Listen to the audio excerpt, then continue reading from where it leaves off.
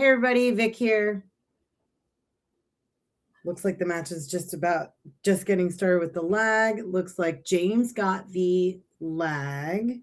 Let me really quick pull up the agreed upon rules.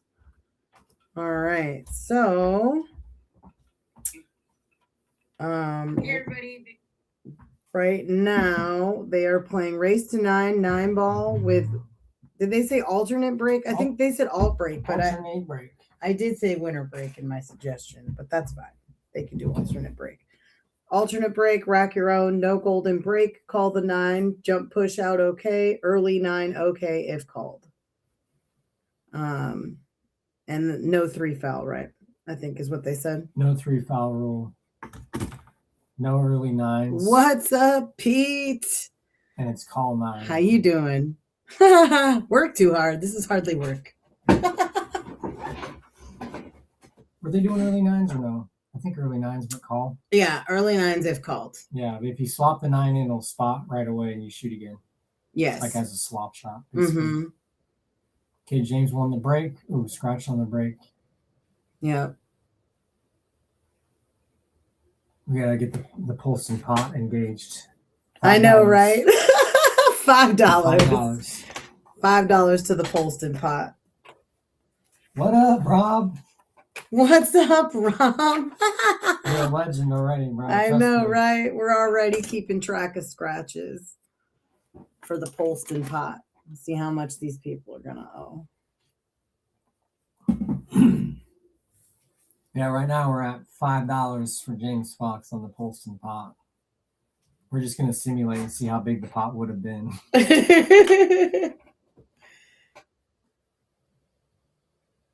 Oh, thanks so much, Pete. You're great. You killed me in some 8-ball. I was like dying over there. You shot great. Yeah, it was a pleasure to meet you too. I love meeting cool people in the community. Our community is so vast, and I feel like I just haven't met anyone, down here as much. I don't know as many in the pot hashtag. I love that. Put it in the pot. It was this weekend was amazing for me because it's there's a lot of people that came from the north side of Seattle, which is where when I moved to Washington, that's where I moved to originally. So people that I haven't seen very often in the last 10 years were there that came from north to kind of support Susie and Deb and what they're doing. And it was pretty cool. So it was a good reunion for some people. I met a bunch of new people that I've never really met, but I've heard of on Facebook and talked to a little bit. All right, let's get to this. So Brad got out of line right away and then missed the 2, and this is James. Solid here. Okay, we're a little bit of like a touch of high left, I think, and go into the side rail and back for the 7.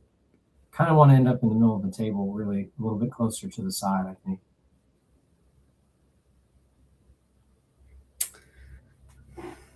Oh, yeah. Pete, we'll have time for that some other time. Eventually, I'll talk your ear off, too.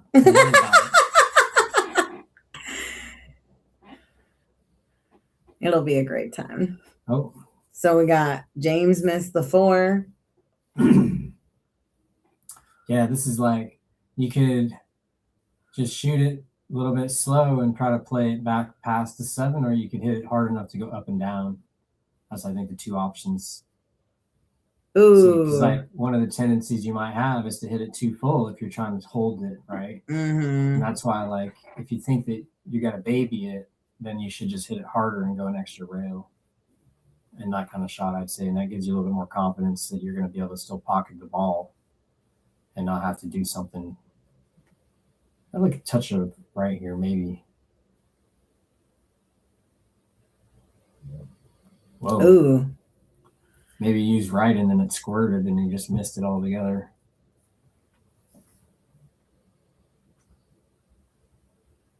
All right. Game 1, we got a battle. The nerves are real. They really are. Or are they illusion?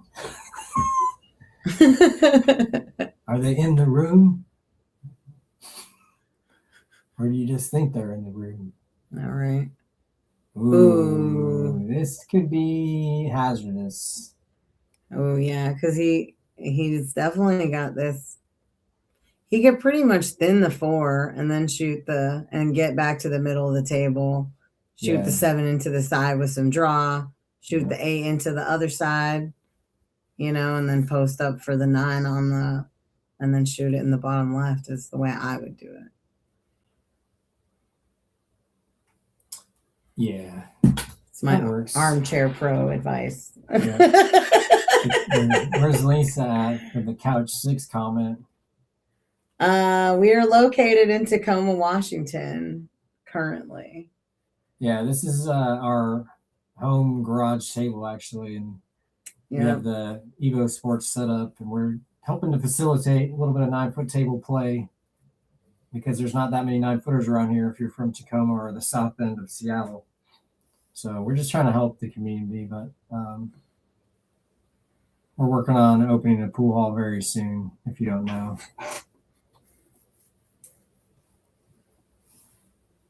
So at that point, the Evo stream that's on this table will move to the facility. Yep. And we'll have some good stuff going on there. It's going to be sweet. Oh, yeah. Oh, yeah. But we got to leave the mystery. Beginning. I know. Got to keep the mystery alive. Oh, snap. The penalty box just started following us on Instagram. Oh, what's up, guys? Who's running that account? I know, right? It's probably Dale. Yeah, right. It should be Dale, right? He's the owner. Right. I remember when the Golden Fleece opened, I actually was the one that was running their Facebook page at the beginning because the guy that was running it didn't want to do it, and he didn't really know how to do any Facebook stuff. And I was like, oh, you should start a page. Yeah. And he made me do it, and I was like, I don't want to do it, though. There you go. And I eventually gave up the rights to it and gave it to somebody, so it worked out. Nice. Hey, this is a shot where you got to just hit it real good and just high ball, a little bit of right, but not that much. It's more about using that follow and hit it hard enough. There he goes. Drilled just it. Like that. What a shot. That was a great shot. And he got shape. Yep. Now you got to take your moment to take a breath here. Sometimes you can get really excited with those really nice shots and then make a little mistake here and cost you, but that was good. All right, James on the board. That was a super nice. Was that the 7 or the 8? Oh, nice. You're in Vegas? Very cool. Or just outside of Vegas, like Henderson, maybe. I know Henderson's right there. Henderson, I think. My sister used to live in Henderson. She worked on the Air Force Base out there. But yeah, I love Vegas. Only because I love the spa there. Oh, yeah. The spa is so good. Where do you play at when you're where you were at? Just some dude? You play at Griff's or Rum Runner or something like that? What's the other one? Banging Balls? That's the other one. The new one? I think, I don't know if it's new. Spots now. Oh, very cool. Very cool. Yeah, I used to know a lot of people in Vegas from when I was also a poker player, pool player, poker player hybrid. Vegas is like your second home. Yeah, I bet.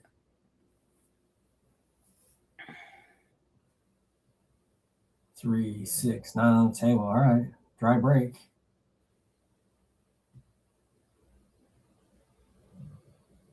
Oh, nice. And having a table at home is clutch.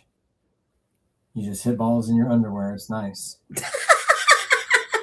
I've never seen this. What have I been missing? Nothing. I'm not doing it now. It's like the stream is 24/7 on the table. Even if you're not recording, it's always watching you. I know, right? It's a little weird. True.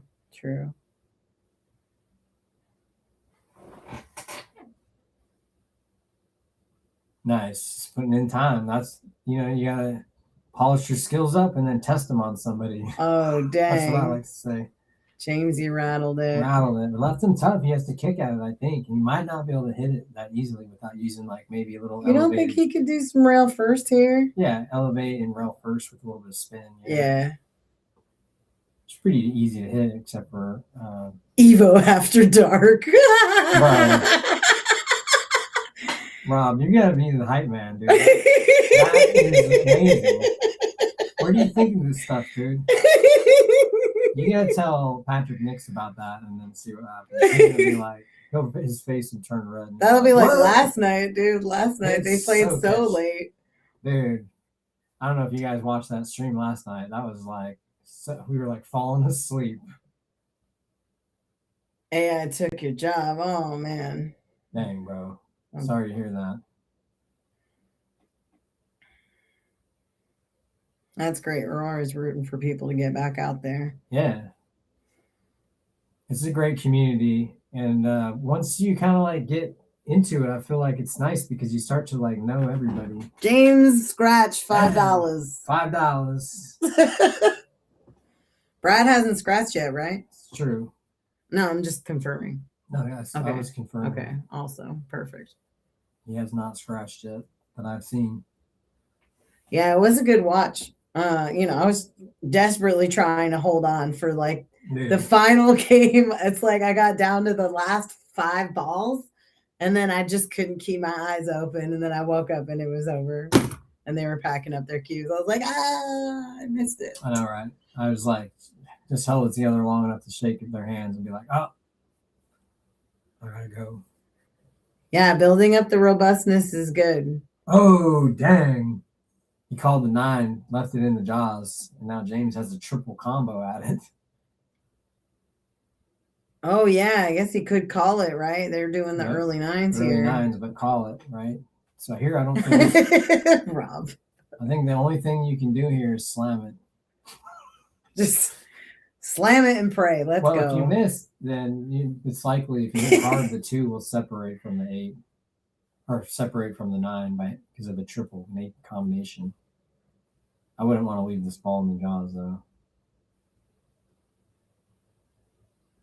Oh, try to squeeze it by. See, now, I mean, I think you can just draw into it, yeah. Or bank at it, and because all you gotta do really is hit the 9, and it could go.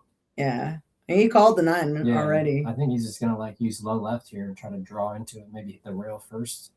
That's what I like. Yeah. Yep, there you go. Like oh no! Oh! But he did make a ball, right? Flop counts. Let's go. Yep. Now you call it again. And now I don't know if you want to thin off of it and try to go and try to bank it in the side. Maybe it'll come. Yep. That's what I would do. And then scratch the cue ball basically. Yeah, and if you don't make it, then Ooh. He did leave it leak out a little bit from behind the 7-8. But whoa! The 9 survives to live at least one more shot. Mm-hmm. Now I think you got to just go for this run out here and maybe play the 7-9, right? Depends on where you end up. I think after the 3, you might be able to fire the 4 ball in there. Yeah. I don't know if you want to play this bank into the 9. Oh man. Is he going to scratch? Oh, snap. No, he just missed it. Ooh, but he got safe. Very good. Lucky Foxy right there. There's only a couple we do know them. Stephanie Shirtliff and Jesse Johnson, right? Yeah, Jesse and Stephanie. Stephanie. Yeah, I played on their stream once before. That's when we met them.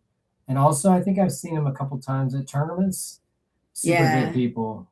Yeah, Shawn played for the 1-year anniversary of PNW pool thing. Right. It was him and Shu Chang versus Paul Marquez and Mike Deichmann, right? Yeah, that's right. Yep, exactly. Yeah, that was a good match. Our table pool, is not really my specialty, but I definitely will play it. And I thought it was a really good matchup. The Fargo combination was very close. Yeah, they're super nice people. Sorry. Yeah, you're good. Oh, yeah, when they came out to Vegas, yeah. They're really into pool, and I think that's amazing.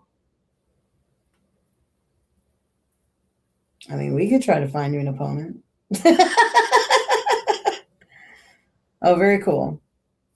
Oh, dang. What's your Fargo? I would take the bank shot here personally. Yeah, I think the bank is good here. Now that we're like back in the 9 is off the table, back off the pocket, Mm-hmm. Playing a bank or something like that's good. Ooh. Got him. Yeah. Safe. Yeah, it doesn't look like he's got enough room between the 8 and the 3 from where that. Yeah. Oh, I see. Not established. Yeah, they gotta have some like Fargo rated tournaments, right?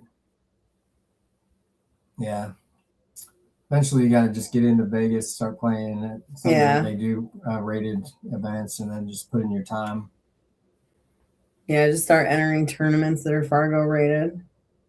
Yeah, there's a lot of really big events in Vegas too. If you're really trying to make money at pool, Vegas is a great place to do it as you're coming up in the game. A lot of them do have like the minimum robustness requirements though. So, like a good way to get a lot of robustness is either if they have the ones that don't have the requirement on a robustness minimum, or where the TD will give you like an initial Fargo and then you just start there and go from there.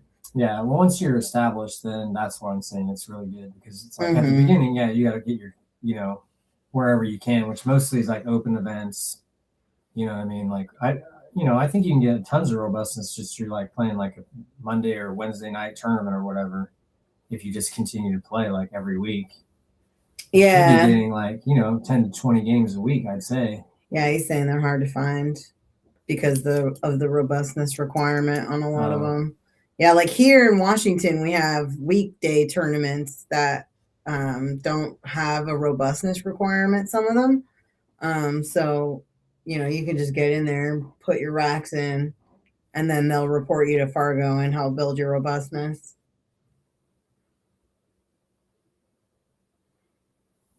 Oh, yeah, Solano's a good option, too. Yeah, especially for your situation. For if you can't leave the house or you want to play at home and get matches rated.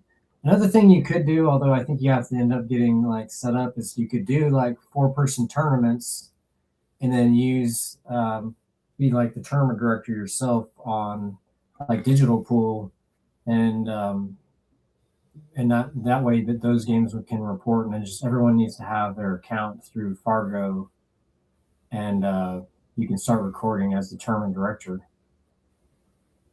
That's another option, but you got to have 4 players to do a tournament that qualifies for Fargo robustness. Is basically the thing. Nice. Going to the Philippines just to gamble. That's amazing. Dang. Nice. Ooh. Just not quite there.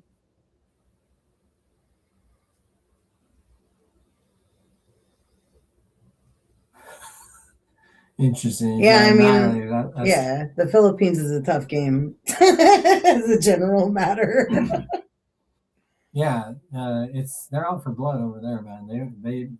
They play for a different reason, I think, than Americans do. A lot of times, it's not just for fun. It's like part of the blood culture of it is getting out there and trying to learn, see if you can become a pro at pool.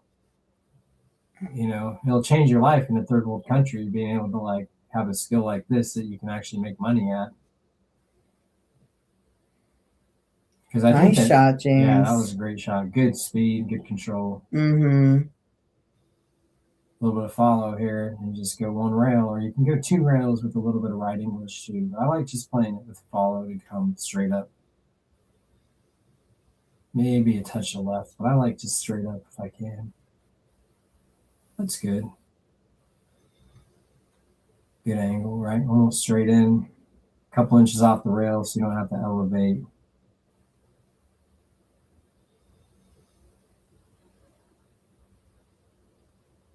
Boom, 2-0. $10 in the Poston pot right now,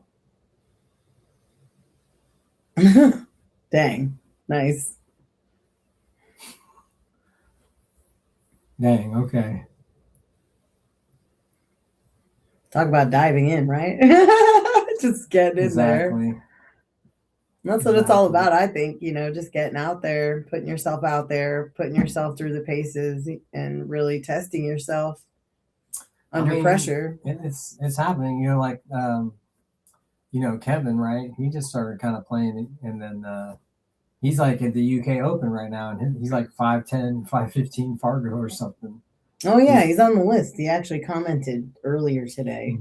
I think, Yeah, he that made he a wanted to video. be on the list Oh yeah, that's for right. the stream. I mentioned it to him, and he said he may be interested in it, so I didn't want to like, get him too in there. But if he's on the list, cool. All right, James is another scratch. $5. $5. He's up to 15 now. Brad's got no scratches. Yeah, I don't know if it's legit to go for the 9 here. It doesn't look like it's easy enough to try for, even though the 6, 8, 7 is pretty tangled. Yeah. He agrees with you, it looks like.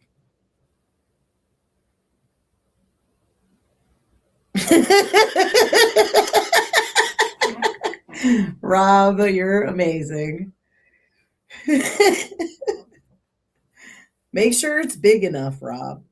Yeah, dude. Vic doesn't mess around with just a couple bucks. The pot has to grow. Right? Dang, okay. That's going to be sweet. Appreciate you, Rob. Yeah, man. 20 years from now, who knows how much money's going to be in that pot? I know, right? It's going to be 20 on the scratch. Just think about the inflation and how that's going to affect the pulse in the pot over time. Well, if it's going to be inflation, then we have to like increase the dollar bill size. It'll be a $10, then maybe a $20. When gasoline reaches $10 a gallon, we'll make it $10 of scratch, which is brutal. Who knows this? I thought it was going to be forever, and then all of a sudden it looks like it's going to be tomorrow. It's like crazy. Dang. I don't know. The world is an interesting place these days. 100%. I'm sticking with pool, though. I decided I'm not worrying about that. I'm just going to stick with pool. The IRS is listening. The IRS can barely keep the lights on. They can come after you whenever they feel like it, Rob. It doesn't matter. It's true. The average American commits 3 felonies a day. Did you know that? Oh, and then this is a Gold Crown 3 with 4 3/8 inch pockets. Yeah, plays and Brunswick Centennial nice. felt. It's been like the rails got redone, so it's got the wood got lengthened to make the pockets tighter, not like double shim. It's actually just smaller pocket wood facings added. So it plays really nice. I had a Gold Crown 3 in here that was my table before Vic was involved, and then yeah, it had 4 1/8 inch pockets, but truly this one plays so much nicer that we just is like, you know what, we're just gonna go to this one. Brad's looking good here. A little bit of draw to get straight in on the 6, like so. And now you just need that angle to where when you draw from the 7 that you're not gonna like bump the 8 and get weird.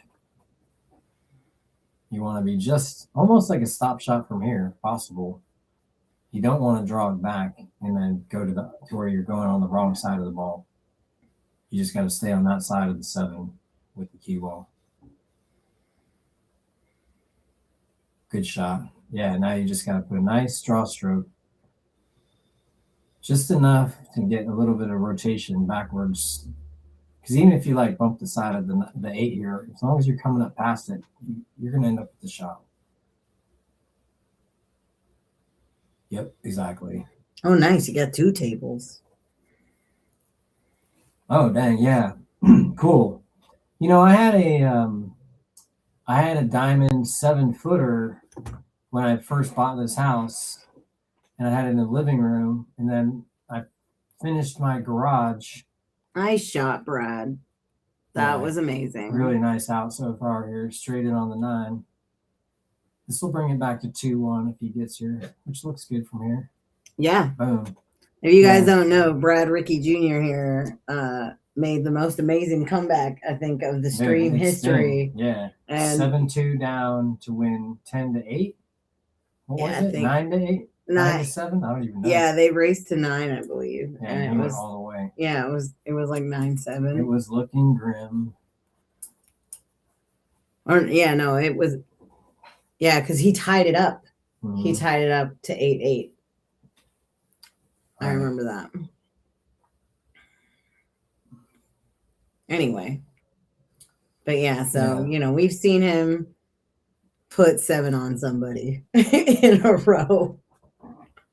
Yeah, and then so back to my garage story. Sorry, so I finished my my bad. garage, which was 2 rooms, and now it's 1 room. And if you look on the left side of the table, there's like that tape, and it goes to gray. That's where the wall was. Once I had that removed, then I was able to put my 7-footer and my 9-footer in here. But I ended up selling the 7-footer because I never played on it, and I just, hate having just $5,000 just sitting there and not being used. Mm-hmm. Yeah, because I've always been a 9-foot table player. I only played on the bar table because I was kind of like the only option, or a good option, to make money, really. Not so much to have fun. Mm-hmm.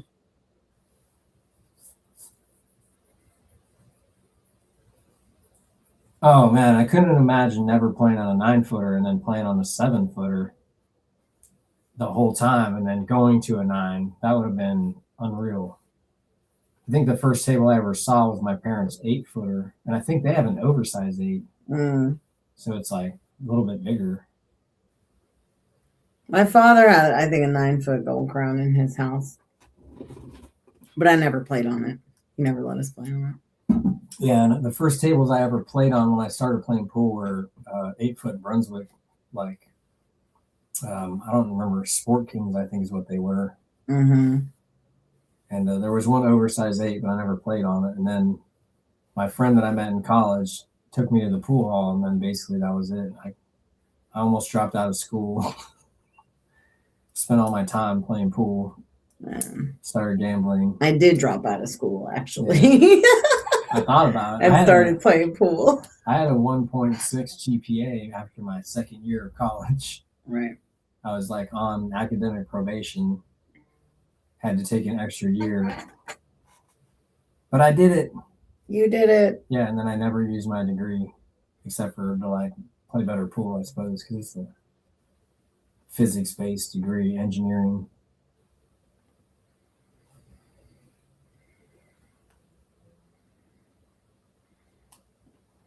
Nice. I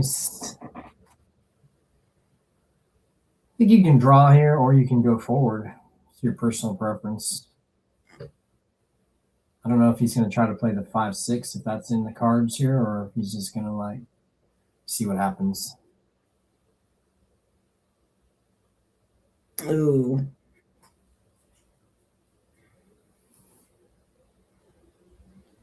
James has already made a comment to us that he's not appreciative of pocket sizes. Yeah. He's been here before, so I'm not really sure how like legitimate that complaint is. Well, it's been a while though. Yeah. So he's not used to it. But it's good for your game. And I don't think he's been here since we've changed the cloth either. No, he hasn't. That's true.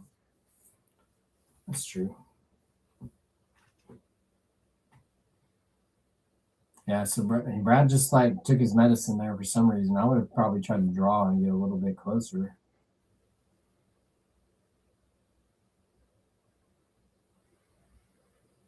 I like that he's taking his time. I mean, unfortunate roll here, I think, with the 5. You can play a little bit of a safe. Yeah, exactly. Oh, I think he left the edge, but not a pocket to the left corner, but maybe to the right corner. You think he can see it to the right side? Maybe he can hit the left edge of the 5. Maybe the right side. Dang, that would be thin. Yeah.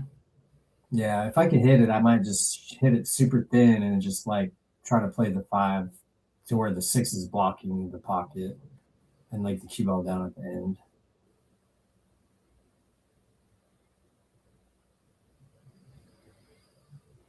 Then you're just trying to like hit it thin and assume that the 5 is going to roll in front of the 6.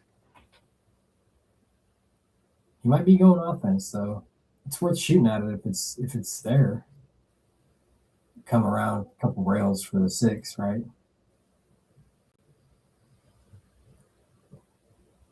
Didn't quite get it. But he left Brad with a pretty tough shot here. I wonder if the bank is on if you just elevate. Yeah.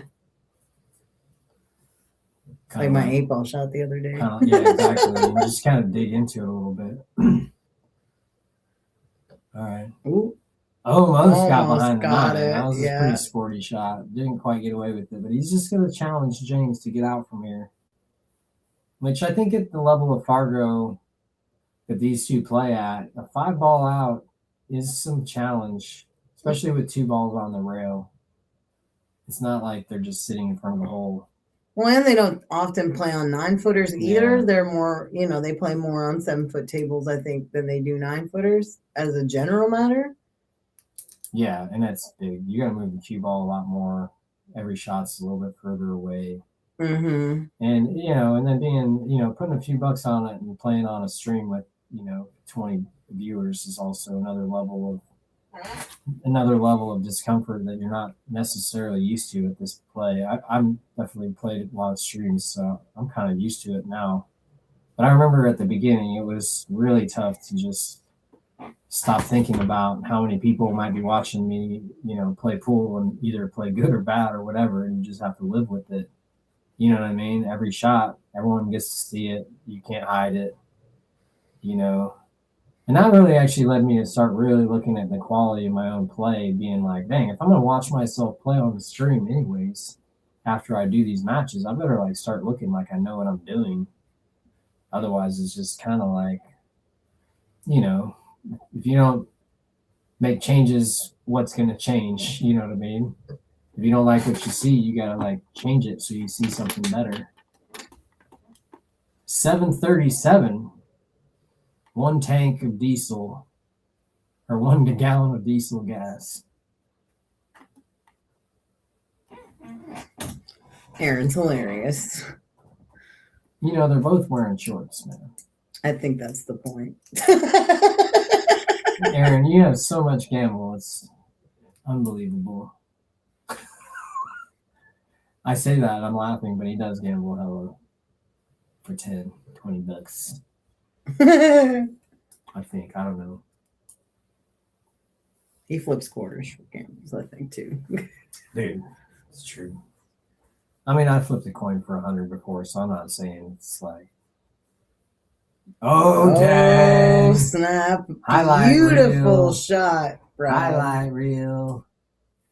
Can we save that? Got a little, oh, yeah. Sorry. It's probably too late now. Probably too late. We can try. Yeah, the mouse always throws me off. Yeah. Sorry. Where I have to hit the button before it does anything. What? Oh, didn't work. Well, it takes 10 seconds of video, so then. Yeah, but I think it's the prior 10 Oh, seconds. okay. It should already be able to do that. It's all good. And a cheesy bean and rice burrito. Dang, where'd you get it at? Is it any good? Oh, no, you haven't gotten it yet. Never mind. Excuse me. Dang. Drew that way back. Now I want to see a nice shot here. And spear this in, just a little bit of draw. It's not much difference here between a stop shot and drawing the ball, believe it or not. You're just going to be hit just a touch lower. Yeah. If you overhit it, it's going to be hard anyways. So you just need to hit it sweet. If you hit it sweet, you'll get draw on it. And if not, it doesn't matter how hard you hit it. That's not what makes the ball come back. Dang. 2 fire sauces. 2 fire. So then these are Taco Bell. I know. I always cheesy bean and rice burritos. Do they still have 26 different kinds of sauce like they did for a while? That was wild.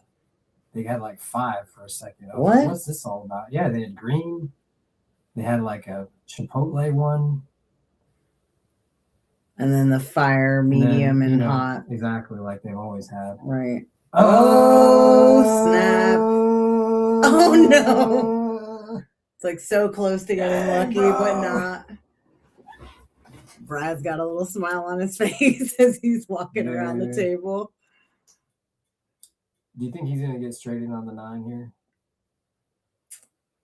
It's kind of on the wrong side of the pocket to be that easy to just roll it. Well, I think you can go rail first on the point. And then if you hit too much rail or not enough rail, you get a weird contact. See? Yeah. Because it's kind of in the pocket enough to where you can't go rail first and hit it really full.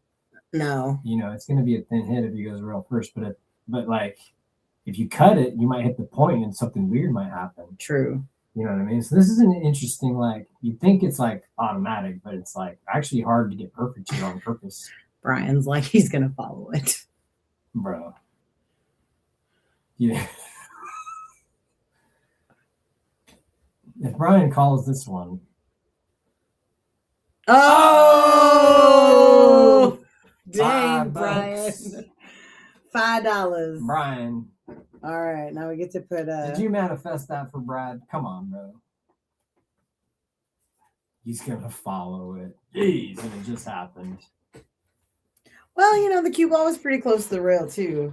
Yeah, and that speed that he used was something else. I don't know. It seemed like he hit it too hard anyways. Dang, did Brad like marked it before he made it? I did. He was committed to that after that. In the pot. In the pot. Right now, is it 20 or 15 in there? Between the two of them, it's 20. 20. 4 scratches.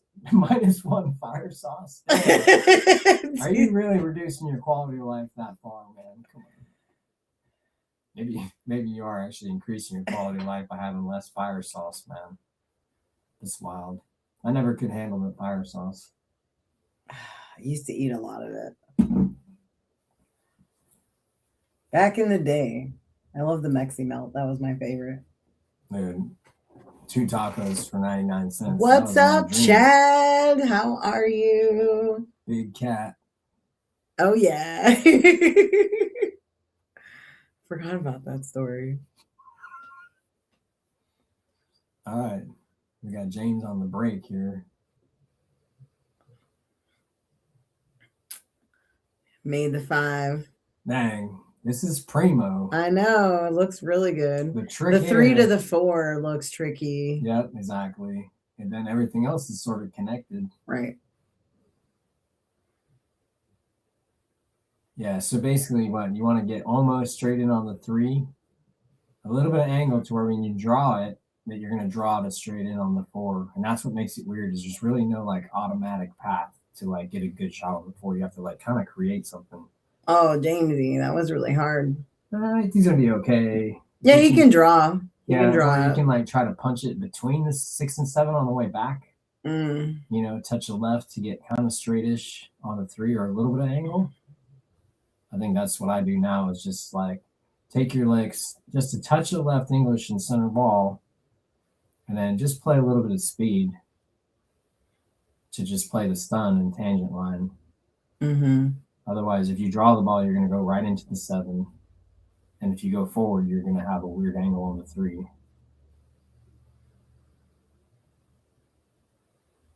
Oh, yeah, I see you drew it right into the 6. No, he's put them both off to the left side, which, you know, lines them up for a combo if needed. Yeah, this is going to be a little tricky from here. The 8 is blocking so much. I'm pretty for me, I'd be like banking the 3 towards the bottom right corner and coming back up table with my shot. Maybe call the 9, you know what I mean? Take my licks because I don't like trying to be offensive here. The 8 is so huge. You have to just hit the ball so sweet to come forward enough to get around the 8 to then end up with the long 4 and then a combination on the 6-7. Right. It's like, I don't know about all that. That's tall tale. Yeah. Chad, our weekend was great, dude. We spent all of it at scratch, basically. I played the open tournament, was able to cash, had some good matches. I felt like I performed pretty well. Vic was helping the ladies run the tournament. Yeah. Which everyone was very complimentary. And then she played in the under 525 and did pretty well considering that she was also organizing and helping to like run the event, which you know how while I was playing, yeah. It's you know, it's no bargain trying to run it and then you get no practice, you get no like time to chill because you're working the whole time and then you're playing the rest of the time and you don't really get time to like, you know, get your focus going and get your Zen moment going because you're all like kind of in unfamiliar territory the whole time. Zero control of anything. All right.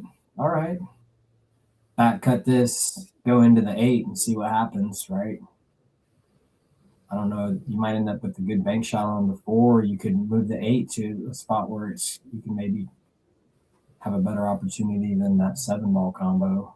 Mm-hmm. I don't think I'd be trying to avoid contacting the 8 either here.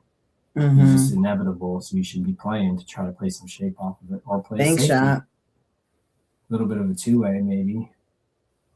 In there. Dang, what a shot. Yep. And then bank shot on the 6 maybe. I don't know if he can get around that 8 though. The 8's pretty fat in the way there. Yeah, you could play like try to combo the 7 here, like a carom. Mm-hmm. And then just bang the 6 around and then see what happens. The only thing is with that carom shot is that your cue ball's gonna end up at the top rail. Yeah. And you're sending the 6 ball away from that. So I don't know if I like that. What about like the thinning off the bottom of it and coming down table? Yeah, like, the shot. Yeah, like that. I would have shot to try to play the cue ball under the 9. Mm-hmm. And I wouldn't even care necessarily where the 6 ball went. Right. Because you're kind of like hitting it thin enough to where the 6 is gonna stay kind of in that spot. You might have to hit a little bit thinner, you know? Mm-hmm. But really getting what I like to do, you know, obviously this is me. I want to get it to where they have nothing if possible. Lisa's on. Oh yeah. What's up? What's up, How's Lisa? our Couch 6 doing? I know, right? She's like, I'm getting better every day. I know, right? Oh, and Edward Flores is in the chat. What's up, Edward? Edward, are you gonna fill out the form or what, bro? I know. I already put him in the list though. Oh dang, you got taken care of. Nice. Well, I still would like the form though, because Ooh. you know, there's definitely details in there that I would need to do more work and follow up with people. And like, if they could just fill out the form, I would really appreciate it. It cuts down on my work. Are you listening? It would. It was really helpful because I have a huge spreadsheet that I'm just like tracking everybody, and I'm trying to get people matched up. You know. Yeah, it's supposed to be a mutually beneficial relationship.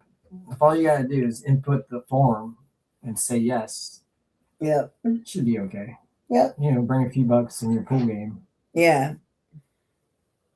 So anyway. Yeah, I like playing 2 rails around and just avoiding behind the 8 here. We're excited to have you back, though. Yeah. Edward. Yeah, it's about time for Edward to get on here. Yeah. He won, right, last time? Yeah, he played Mike McGee, yeah. Yeah, that was a good set. I remember Edward, like, he broke and ran 1 rack at least in that set. Did we post that? It was on my list of things that may have not have gotten done. Got it. We'll add it back to the list. Yeah.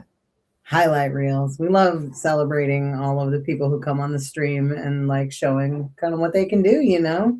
Give you guys a little memento of something that you can share with the people in your lives. Yeah, exactly. And it's really a good experience for your pool game too, I think. To like challenge yourself to do something a little different, a little outside of your comfort zone. Yeah. You know, so you have some like good data to use to like really analyze what you want to do moving forward. 100%. Yep. I like just hitting this thin. There's no scratch here. And then just going 2 to 3 rails for the 9, like top rail, right rail, end rail. Just high ball and make this ball super thin, but there's no scratch, I don't think, if you make it. See, he's worried about it, but the thing is that as long as you don't, I think if you make it, it doesn't seem to me as though the follow is going to affect it like you think. Right. I could be wrong, obviously. The monitor. Yeah, the angle can be deceiving. It looks to me like sometimes. You're going to hit close to the corner, but not scratch. And it's more about using a controlled shot here. Yeah, so you overcut it. You overcut it. And he hit the right side rail, so maybe he could have scratched if he made it. You know what I mean? Because a fuller hit to make it could potentially scratch. But I thought that he'd be okay there. Yeah. All right. But I think he hit it too hard either way.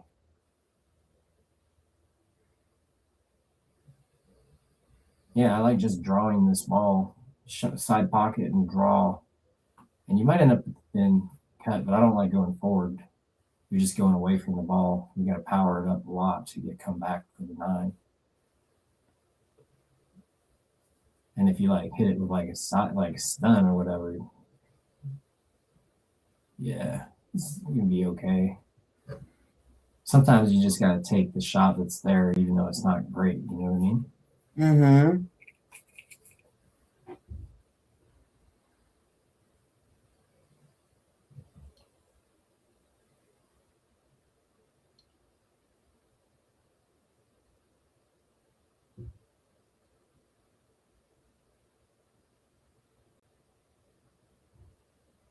Ooh. Oh, man.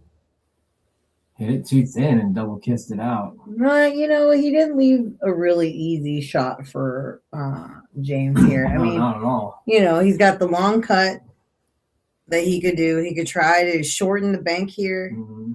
I don't know. I think I like shortening the bank here. I don't know if the double kiss is there or not. I agree with you 100%. But I feel like if you go for this bank shot, you can put some heat on it and be good. Yeah. You know, and just like trust your power, trust your stroke. 100%. You know, and then the thing is, if you miss that shot, anything can happen. If you hit this thin down the rail and you hit it soft, there's no way to get safe. Right.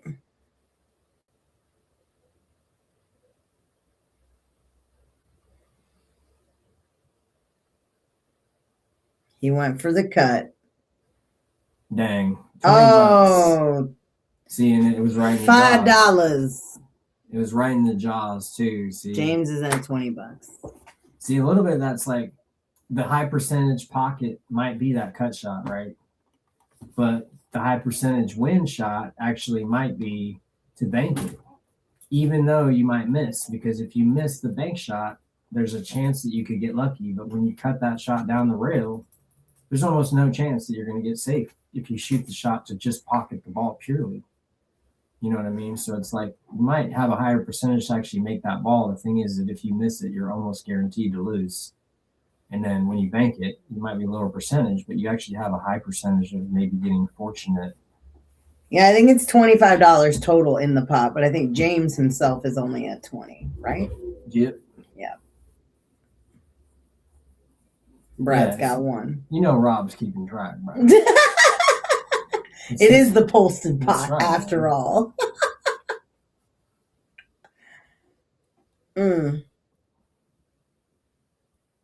2-3. Yeah, this is I don't even know what this is shaping up to be here. Right now, it's like a hill thriller, you know, based on what's going on.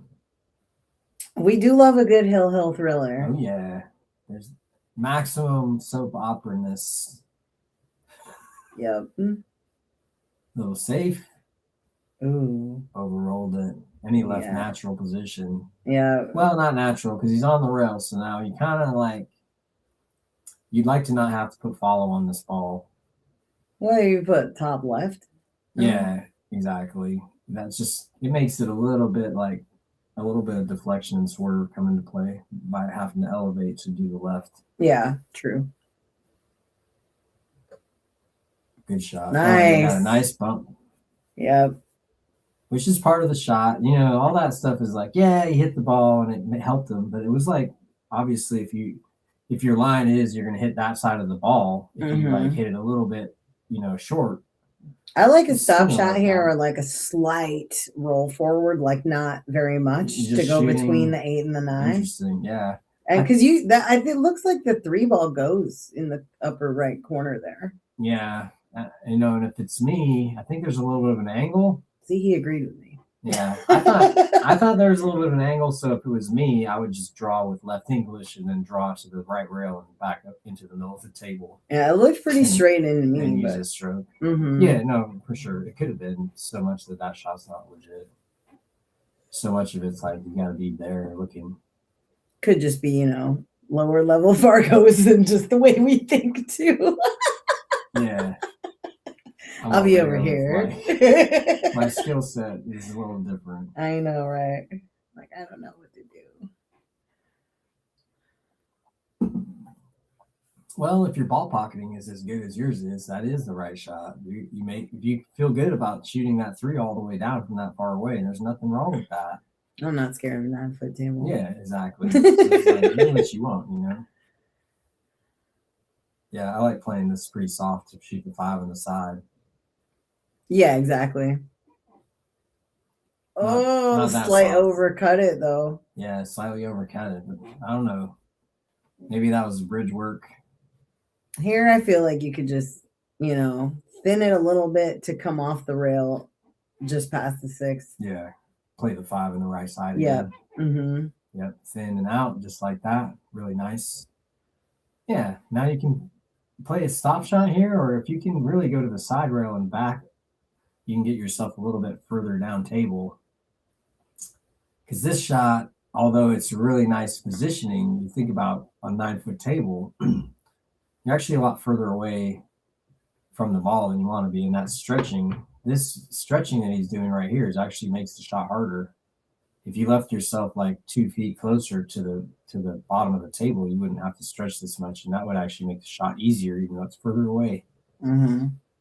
Because that stretching it creates like tension in your body. Just to be in that position, and that can make you mishit the ball. Mm-hmm.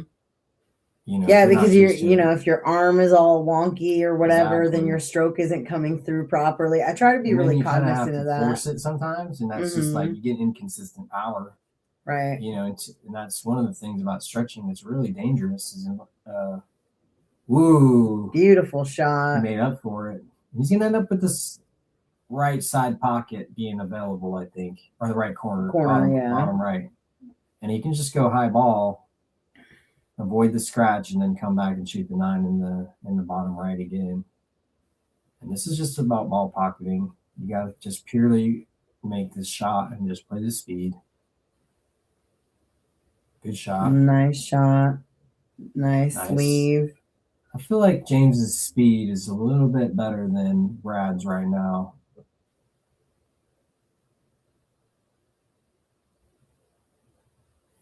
There he goes. 5-2 or 4-2. I mean, 4-2. Sorry, my bad. I was just thinking about the comeback that Brad made last time when he was at 2. It was like 7-2. It looked to me like it was like grim. Yeah, but he just started putting the racks up. He was just like, you know what? I ain't out yet. Yep, stuck with it. You got to keep your own like personal, like I can come back from anywhere, and you got to keep that alive. Oh snap! We got Ray in the house. Dude, nice job this weekend. Yeah, way to clinch second in the 525 and under. Grinding all day. I know. So close to having to play Ray too. Dude, I was rooting for that. I know, me too. I was sad that I got knocked out the round before. Yeah, James had a nice cut down the rail on that 7 to recover for that little bit overhit. Mm-hmm. Nice. No scratch on the break. Let's go. And he's got to look at the 2. He can bank around all this stuff. 6 might be in the way, though. Yeah, this might be in the way. And here... Or you could try to bank it in the upper right corner and park the cue ball down table if it doesn't go. Mm-hmm. Well, yeah, if you just like bank it and just let the cue ball go around the table, you might end up with a shot on a 3. You know what I mean? So without really doing anything other than trying to make the 2. I think as long as you can avoid that scratch in the side pocket, right? Then right. It's pretty risk-free. Mm-hmm. High risk reward by banking this 2 in the top right. Mm-hmm. Yeah, I like the safety as well. Because he's got that 3 and the 5 is a big blocking situation. I think he's got him. Maybe he can see the edge of it. See, I had the same idea, but the other way. Like 2 ball where the cue ball is and the cue ball down this way. Yeah. But worked for him anyway. It's the same shot. Yeah. You're just reversing the balls, basically. Mm-hmm.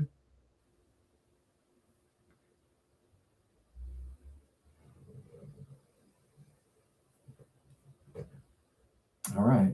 Can't tell. Is he jumping? Long jump over here. Oh, snap. Bang. Yeah, it's tough to get that far over it. Does that count as a pocket scratch? Yeah. $5. Holston pot. Let's go. Yep. It doesn't matter if it was already a foul. If it enters the hole. Yep. We're like adjusting and defining the rules. Did we say the table scratches don't count? Yeah. What? Initially, but that was a pocket scratch technically, wasn't it? I don't remember us saying that didn't count. Well, a ball and hand foul, then Brad's got at least one of those. Oh, should we count that? Well, I don't know. Rob, you gotta tell us. Yeah, Rob's the. Is it pocket scratches only? Does that count or not? Because he hit the ball, it was already a foul when it got into the hole. Well, I mean, it ultimately did scratch in the pocket, so I think that was a pocket scratch ultimately. Yeah. But if before he had other fouls that we didn't mark down, that's the real question. Do the table scratches count? Yeah, I don't know if they do. I like the pocket scratch rule myself, but I don't know if that counts. All right, well, talk to Rob. I already asked him. He hasn't gotten back to me yet. I'll text him if he doesn't answer.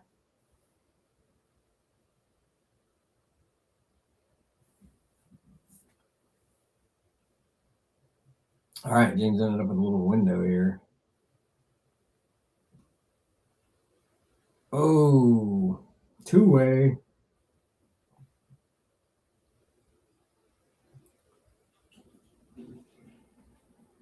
All right, 1 second. Be right back.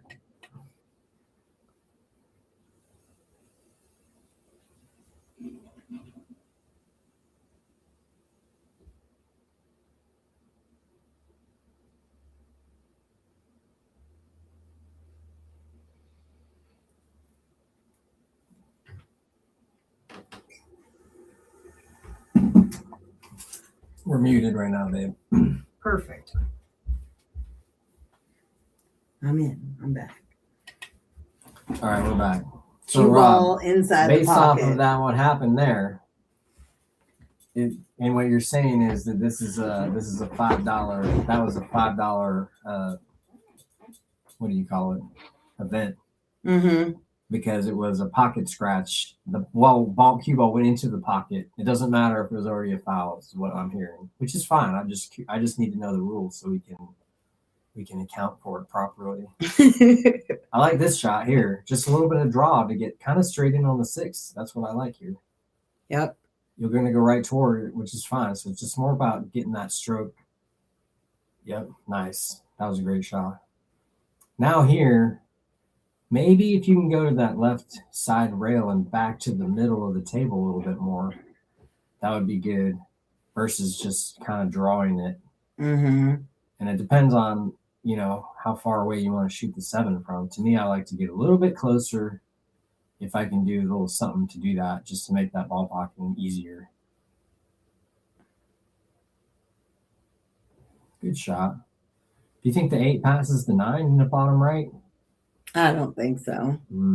That makes it a little bit more difficult. I feel like the natural position here would be better for the bottom right. Can you just follow it? Yeah. Because that would give you the bottom left that you need. Yeah, well, if you think about the natural off the 7, is it going to go? The cue ball's going to go towards the middle of the table, and then really, to me, it looks like it's going to go actually to the left side. That's why, in order to go to the right, you might have to put right English, which would make the shot more difficult. True. Yeah, and then he tried to use left English there. It looked like to go to the left side rail more to maybe come around or something and just kind of hit it weird. That was like a little bit. I think he was unfamiliar with the shot he was shooting, and that caused it to kind of get butchered a little bit. Yeah, which is how it goes when you're like Brad's got when you're the trying bank. to figure it out. Yeah, definitely bank shot all day. That's Brad's specialty. Ooh, does he play bank pool? I don't know. I just felt like he was gonna make it, so why wouldn't I say that? I don't know. You know how like that kind of bank is sitting really nice. Yeah. You know what I mean? I would have put a little bit more heat on it to come back around off the rail though myself. You got it's a long shot on the 8. Yeah, it's just to avoid the long shot, because that's kind of my style of play, is like always go for a little bit better shape if you can, just to make your life easier later. Yeah. You will like make mistakes because you're taking a little bit of a more difficult shot on, but I mean, if you're trying to get better, why wouldn't you be taking on more difficult shots? Off just by a little bit. Yeah, that was a little bit rough.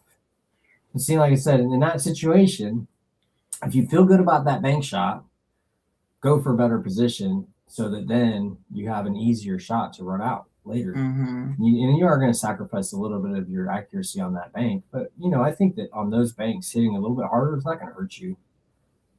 Just get a little couple extra feet out of the Fired it in. position. Yep, a little bit of draw. Yeah, because now with the cueing, you're not cueing off the rail at all. This shot becomes so much easier. Mm-hmm. You know what I mean? Because you don't want to just follow it. You'd like to be able to stop it or draw it right. Yep. And another one. Jamesie's up 5-2. Shout out to our sponsors. Thank you, Brunswick. Oh, yeah. For the cloth. Cloth is plain sweet. Yeah. Clean Slate Pool Tables. Thanks for putting the cloth on. Yeah. Tibbitts at Fernhill. Best brunch spot in Tacoma. My brunch guys. Oh, yeah. Yum. Yep. You like lobster Benedict's? Got to get over there and try their lobster bomb. Mm-hmm. Also available in a frittata version, I heard. Oh, yeah, without the bread. So you don't have to eat 10 pounds of bread along with it. Yeah, it's like lobster eggs Benedict with potatoes inside of a bread bowl with avocado and bacon on top and smothered in hollandaise. Yeah, 2 words. Booyah. It's so good. Yeah, if you get out there, you got a reservation only, but just call him. He'll call you right back. By the end of the day, he'll know your whole story. I know. Yeah, Chef Shawn he's a good dude, man. Super, super fun guy, really. Yeah, and I like the fact that he gives back to the community so much. Yeah, he's closed on every major holiday to feed the homeless and do community meals and stuff for like 400 people. So it's sweet. Rooting for the comeback. Yep, you got to root for more pool, generally speaking. Oh, yeah, we always want the hill thriller. Yep. Nothing like feeling that pressure. Right. One game for all of it. Play one game for 10,000. Whoa.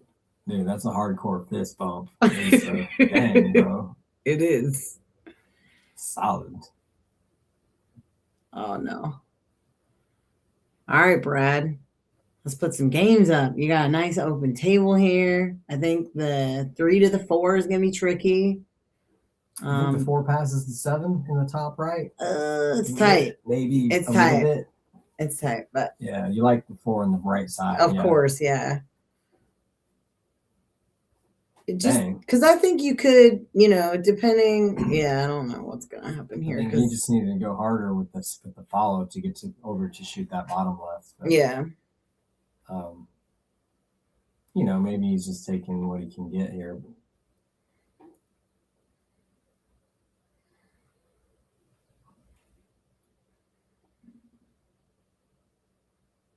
Nice shot. That's kind of what I was thinking. I was like, I like banking the 2 at the 6 and then leaving the cue ball. Yep, exactly like that. Behind the 9. Behind the 9 and the 6 as like a wall. Yeah, so you got to kick under the 6 with like left English, and maybe you'll make the 2 into the 5 ball or the side pocket maybe. And if you do make a ball, you'll have shape probably for the 3 or the 2. I really like the kick shot here versus like the jump bank. Mm-hmm. James is going for the jump bank. All right. This is highlight reel. You got the recorder loaded up. See if I can do it. These jokers. Because they didn't really, didn't create anything last time.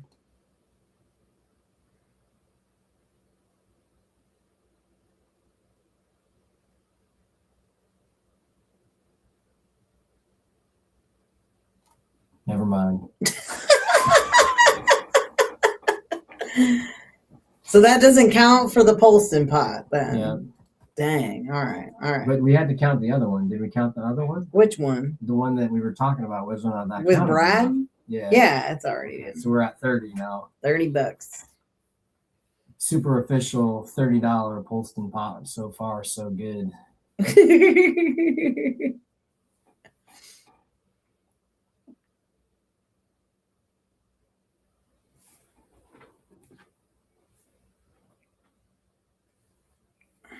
And if you haven't already, please like and subscribe to our channel. We appreciate all the likes and subscribes. Doesn't cost you anything. And then, you're supporting us. Yeah, that's really all we would like to get from all of you, other than just having you watch and enjoy. Right. A little bit of extra button pushing, and it moves us forward a lot, really. Yep. All right, from here, I like loading it up with a little bit of low and a little bit of left and trying to draw, and then come all the way back to the 4 on the side by like going one rail with like the left English pulling it. This is pretty challenging. I don't know. Yeah, especially when you're coming off like over the rail like that, you got to jack up too. I don't know if I like going forward because there's so much traffic down there. You might end up just getting really bad on it. But at least when you draw the shot, if you make the ball, you're going to have something on the 4. Yeah, so you don't have to go crazy with the power. If this passes it, actually, this is a good shape. You can just, like make this ball and roll forward for that 5. It might be, it's a tight pocket, but I like this shot. Yeah, it looks like it goes. Yeah, he must have been playing for that because he didn't need to like go for that side. Seemed like. Nice shot. Boom. Beautiful stop shot. Boom.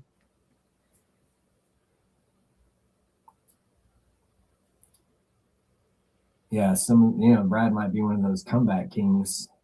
That is what Lisa is saying. She called him the comeback kid. Oh, snap.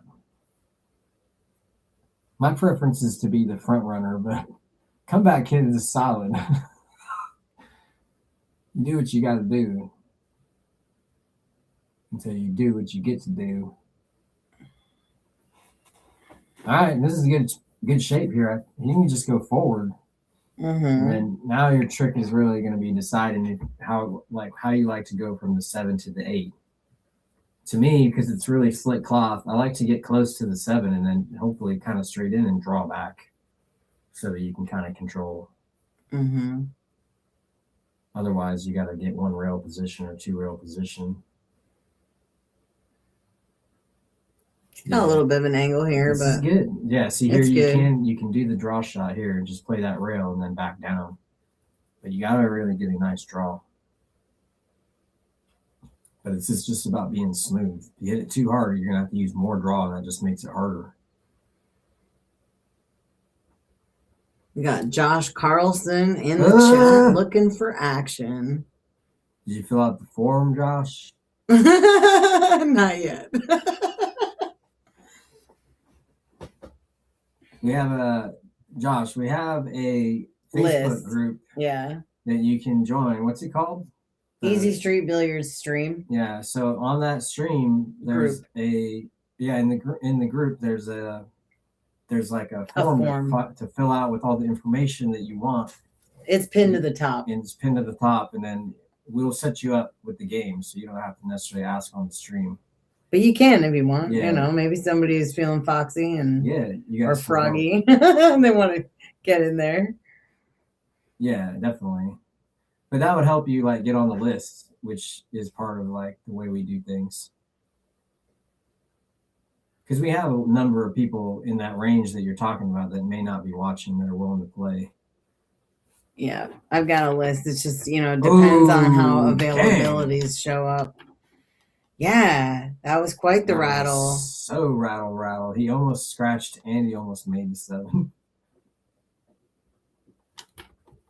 Yeah, because we've got a bunch of like that caliber, like Fargo zone to play. I know that you had talked to me months ago about it, so it's still on. And we've been developing, like trying to get it a little bit more streamlined for everyone. So it's a little bit simpler and easier to navigate the whole thing. Yeah. Because I think like a lot of this like challenge match stuff is very new to people, including us. And we're trying to like make it work to where it's not so much like brutal negotiations and more just like you accept an open invitation,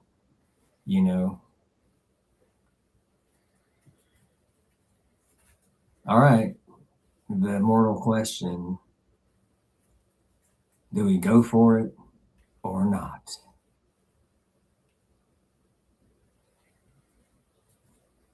down 5-2. This is a statement, right? How's he going to get back in the game with this shot here? Like, what's your play? You play safe or you go for it? I go for it. What? Play safe. We go. We roll. Dang. He played safe.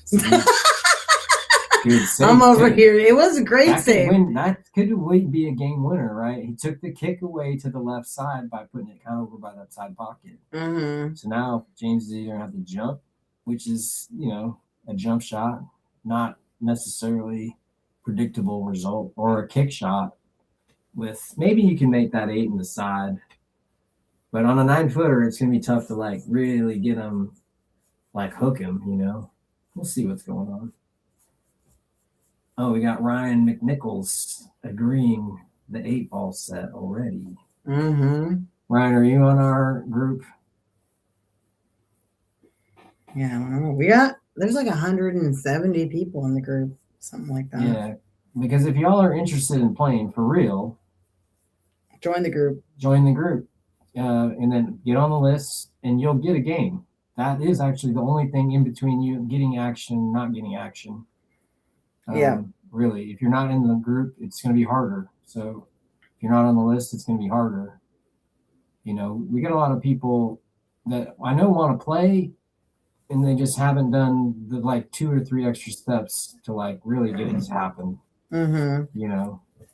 It might happen either way, but it definitely is easier if you're asking for it, telling us what you want. Yeah, because So I mean, I've got forth. Yeah, and I've got the list has got a lot of information, and that form really kind of drills it down on like how much you want to play for, what games you prefer, what Fargos you want to play to. Some people want to play even Fargo, some people want to play up, and so all those preferences go in there. Let me see if I can post a link to it in the chat. Yeah, dang, off the table. Does that count for $5 off the table? Just pocket scratches, pulse and pots. I know, Rob, we need an opinion here. Here, I almost like shooting the 8 in the side with the stop shot so you can just be straight in. And who would that be? That was James? Oh, wait, we got to get the decision from Rob first. I think it doesn't count. He said pocket scratches, and that's pretty specific. Off the table, though? I know, right? I feel like that's worse than the pocket. Good shape. Straight in on the side, roughly. Yeah, let me get this link for you guys. Shot. Here we go. Yeah, just take your time. Trust your stroke,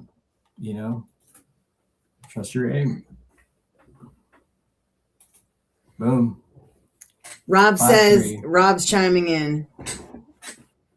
He said, off the table? Gotta count it. To me, that's like worse than a pocket scratch. Same.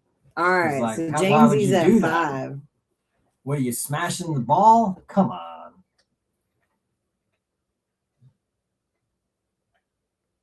All right.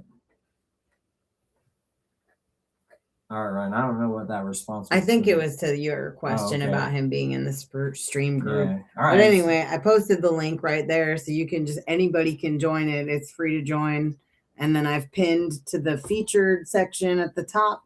It says Easy Street Billiards live stream request form. You just click on that, fill it out, submit it, and I will get that information on my end, and I can start looking for a match for you. Yeah, and the more people that join in, the more easy matchups, the more fair matchups, the more like you're going to get the exact game that you want will happen. Because some people don't want to play necessarily the same games as other people. Or they don't have the same availability or, you know, and then you don't have to worry about trying to figure out who's got the same availability as you. I will say, though, that Mondays and Thursdays are the prime days for us to do these streams. So, dang, Rob's saying pool double on an off the table scratch, maybe. Double? Bro, you got to take care of the equipment. That's Rob's thought process there. Interesting. Dang, so are we doubling it, though? Nah, I think we just got to stick with $5. $5. All right. It's too complicated. It's getting too complicated. Oh, no. Dang, James. That was a wild stroke to get safe on himself. I think he was trying to go like, I don't know if he was trying to go high inside. Then the slickness of the cloth got him. You do that.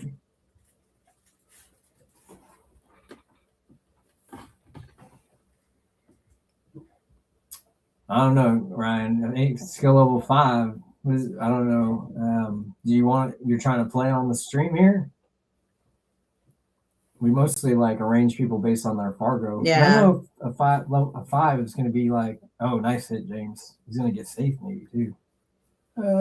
Just barely left him. I know, right? Thanks, Rob. We appreciate it. That's what I'm talking about. Math are hard. What? I say that, but I learned differential calculus back in the day. You're so smart. Yeah.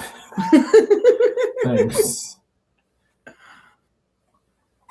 All right. Do you have a Fargo, Ryan? Yeah, if you're trying to get on the stream, just give us the info that you got, and then we'll work on it. If you're an APA player, that doesn't mean you can't have a Fargo. But if you don't have a Fargo, it makes it a lot more difficult to match people up with you. Because, not that APA 5 is not an indicator of your skill. Yeah, we just try to make sure that everybody is getting a fair match. Exactly. You got to get what you ask for. And we're not trying to provide we don't want people getting hustled and taken advantage of. It should be all and up and a fair match where you might be a little overmatched on paper, but in truth, it's a viable game. And that's really what we're trying to do. There's no way to know that you're going to play your top potential on any particular day. So you can't really guarantee that it's going to be like that. However, if you're trying to improve, putting a few bucks on it will definitely make you put in a little bit of work. I feel like there's nothing for me. As soon as I sign up for one of these streams, I'm hitting balls all the time, the whole time. You know what I mean? Mm-hmm. I'm not trying to lose my money. And that gives me a little bit of motivation to play a little bit more and work at it a little bit harder. Personally, I can't speak for other people, but I don't like losing money. What if we want to play against the best you can find, even if we suck? Well, it has to be mutual, right? So they're going to have to want to play you also. Yeah. What you got to do then is you got to fill out the form and then put that all in there because there's room for all of that. I think I put a section for comments if you want comments. Oh, John Curtis getting in the chat. Are you in the group, John? I know, right? I did pin the group link to the chat, so if you need it, it's pinned.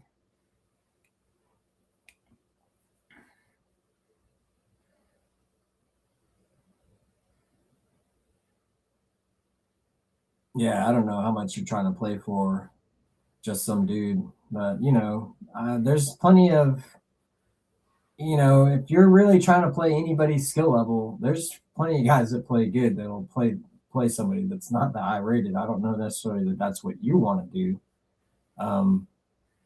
Yeah, especially in a money match.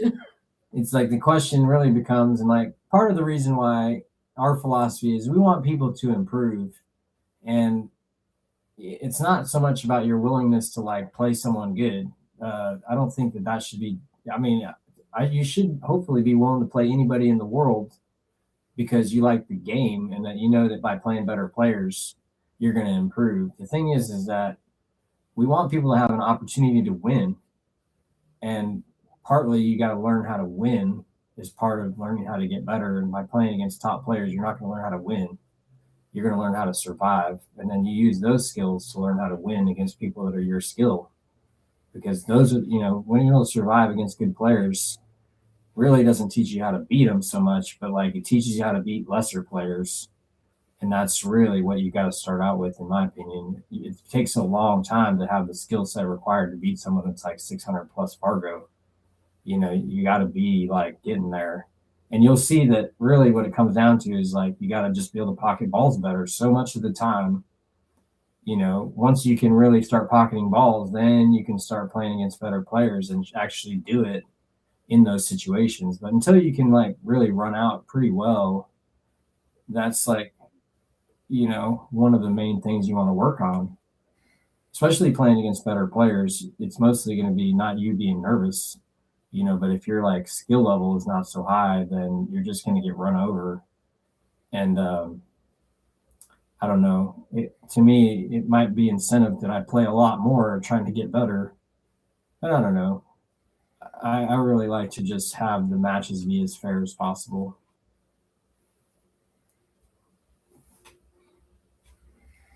Oh, yeah. You believe? Yeah. I mean, that's good to have the attitude that you can be anyone. Ryan McNichols, robustness 14, 397 Fargo. Your Fargo's 397. Oh. Did he call that? That was awesome. He made the 5-9 bank combo. Booyah to get 5-4. Comeback kid. He wasn't even that far behind.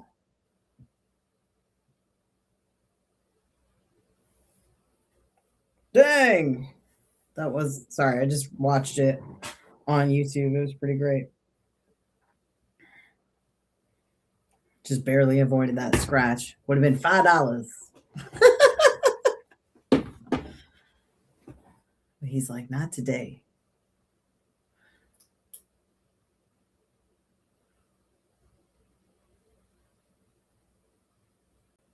I believe I can beat anyone. Yeah, it's good to have that like belief in yourself. I think that what happens is as you get better is that you realize that everybody has that same belief, and that now what matters is like who you actually are. Mm-hmm. Like if you're actually the man, the best player, you'll know because you can see that you can do more than your opponent, and then your opponent will also be able to see if they can do what you can do, and it won't be long till you know the answer of who's better. Whether or not you believe you can beat anyone, you still have to do the thing, and it's a little bit easier to like learn how to do the thing against someone that's more your caliber as you like come up. I think that one of the things that's been really challenging in history about learning how to play pool is that there wasn't as much access to the information that's going to help you get better, and the only way to really get that information was to play against better players, and they wouldn't necessarily help you improve. They would just beat you down repeatedly, and then if you stuck with it, you'd eventually figure it out through taking your licks. And now with the advent of the internet, you can actually get all of the skill, knowledge, information that you need to actually use to actually like gain your skill and then test it without having to like pay your dues. Like you just like have self-belief, and then you don't know anything, and then you get beat up for a long time until you have the knowledge along with the self-belief.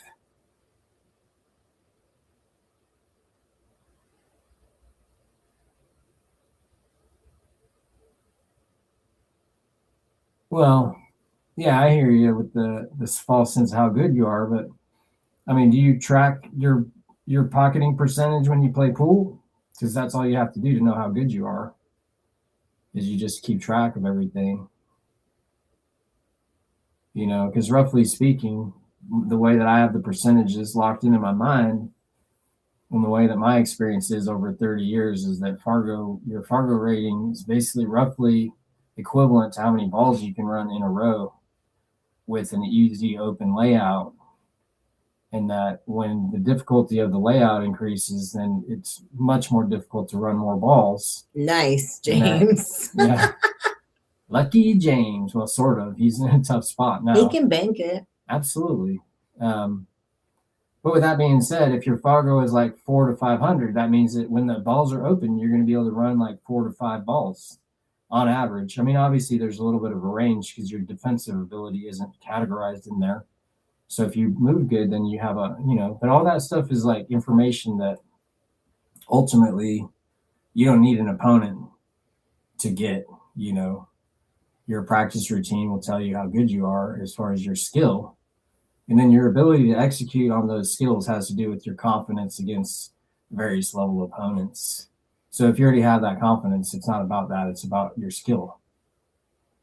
And it sounds like you do have that confidence. So now it's just about skill building, which you don't need to play other players necessarily to do that. As far as but if you like to put a few bucks on it, it makes you try hard, that's its own benefit. If that makes sense. I definitely came up in the gambling world myself, and I only started playing tournaments once all the action started to dry up and everyone started to go to the poker rooms and the casinos. Bank withdrawal here, right? Mm-hmm. Nailed it. What a shot. Easy. And he gave himself a nice angle to go forward or backwards if he elevates. Mm-hmm. This one, you got to get a nice stroke to go forward. Not as much high ball as you think, because you'll overspin it. You got to hit it with a little bit. Yeah, there you go. See, that's going to work. Now you got to go low right English, I think. Cut it in with good speed and come back around 3 rails to get shape. Otherwise, you're planning for a thin cut or a bank, right?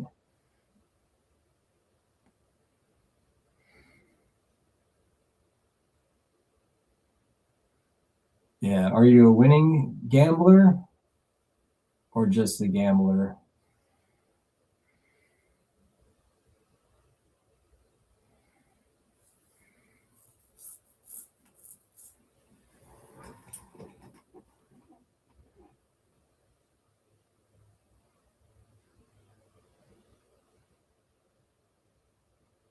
Oh, he tried to use inside there, it looked like. Yeah, I just didn't like it. Ooh, actually, this frozen on the rail makes it a little dicey. I think that if you just pocket the 8, you're not going to necessarily scratch, just rolling it soft. You know what I mean? Mm-hmm. I think if you over follow it, too much follow by hitting it too hard and it has too much forward spin, that could be a problem. But I think if you just roll it in, you're good. This is a trust shot. Missed the question.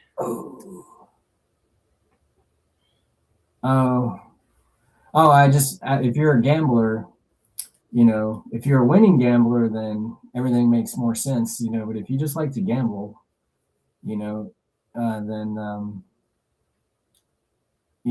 if that makes you a better player, then keep doing it. To me, it's my preference is to make good games because I think that gambling itself is a skill and that you can really allow yourself to make progress in the game partly by making good games for yourself. You know what I mean? Because I think that if you keep losing, that kind of becomes a habit. And by playing against better players, you have to defeat that habit of losing somehow to learn how to win, because it's just so difficult to get those good spots that can really make you confident playing against better players, because they really have to play worse in order for you to have a good opportunity. And that's just something that you can't control.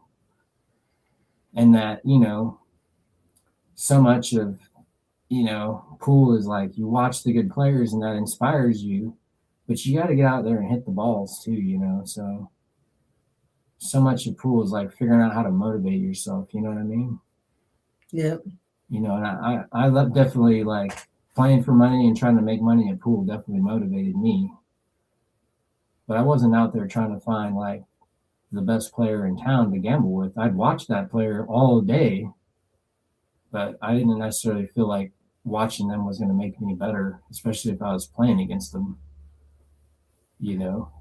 Once I had a skill set, you know what I mean, that I felt like I could test it against those guys. But, just donating to the better player and not improving as much as you could by investing that money. Oh, dang. Oh, James. That was huge. Because I don't know. To me, everything is risk reward, right? If you're risking a bunch of money that you could invest in a different way, and then at the end of that whole adventure, you come out ahead with your skill by investing it differently, then to me, that's what you do.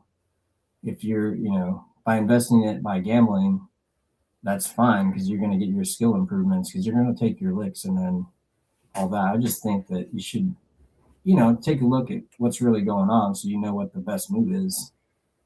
So much of the time, we're trying to like see what's going to work better than what we're already doing.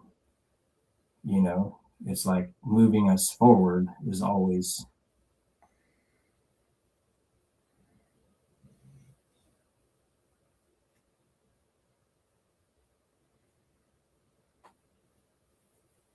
Oh, yeah. Well, if you find the best player around, you're pretty much always going to get annihilated. That's what happens to me.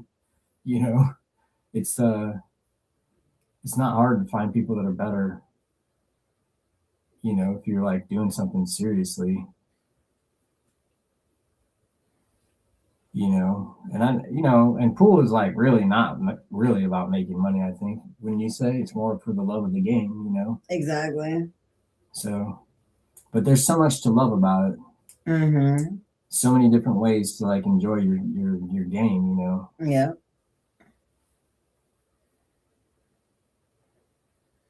Yeah, unfortunately for James, that last miss cost him. And now it's 5-5. Comeback kid is on a streak. Yep. He was down 5-2. Comeback is right? Complete. Was it 5-2 or 7-2? No, I mean right now it was 5-2, yeah, and then he's put 3 games on him in a row here, right? Oh yeah, it was 5-2. Yeah, and James made a couple little errors that let him get in there. Yeah, the last time he came back, it was definitely 7-2. Yeah. But Brad's got good ball pocketing. His cue ball's not quite. It's kind of like that's a little bit of the difference in the game. I think is that Brad's ball pocketing is just a notch better than James's, but James's cue ball positioning is a little bit better, I think.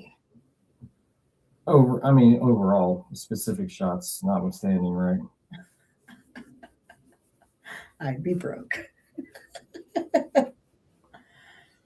Oh yeah, well, pool's a weird sport because I think that if you don't play the game, then it's not that interesting. I like golf, but so much of it is like in order to get good at it, you have to put in so much time. But because there's not really any money in it, it's not really worth it, and that makes it, once you start being like, oh, it's kind of like the same game, it's just like there's more money in every other sport, then that makes it harder for pool to be like the game that like people play, even though it's great, But you gotta want to choose. That's the game I want to play. That's what matters, It doesn't matter about the money. Doesn't matter. Ooh.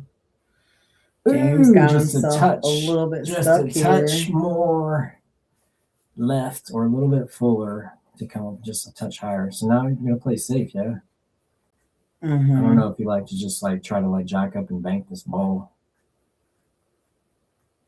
I think you kind of like can bank it towards the middle of the end rail and then come down table. Mm-hmm. Maybe behind the 9. Safety. Ooh. Pretty good. Nice. Got covered by the 8 mostly, maybe the whole way, huh? I think Brad can see the left side maybe of the 7, but I'm not super sure. I think he can just graze it. Ooh, nice.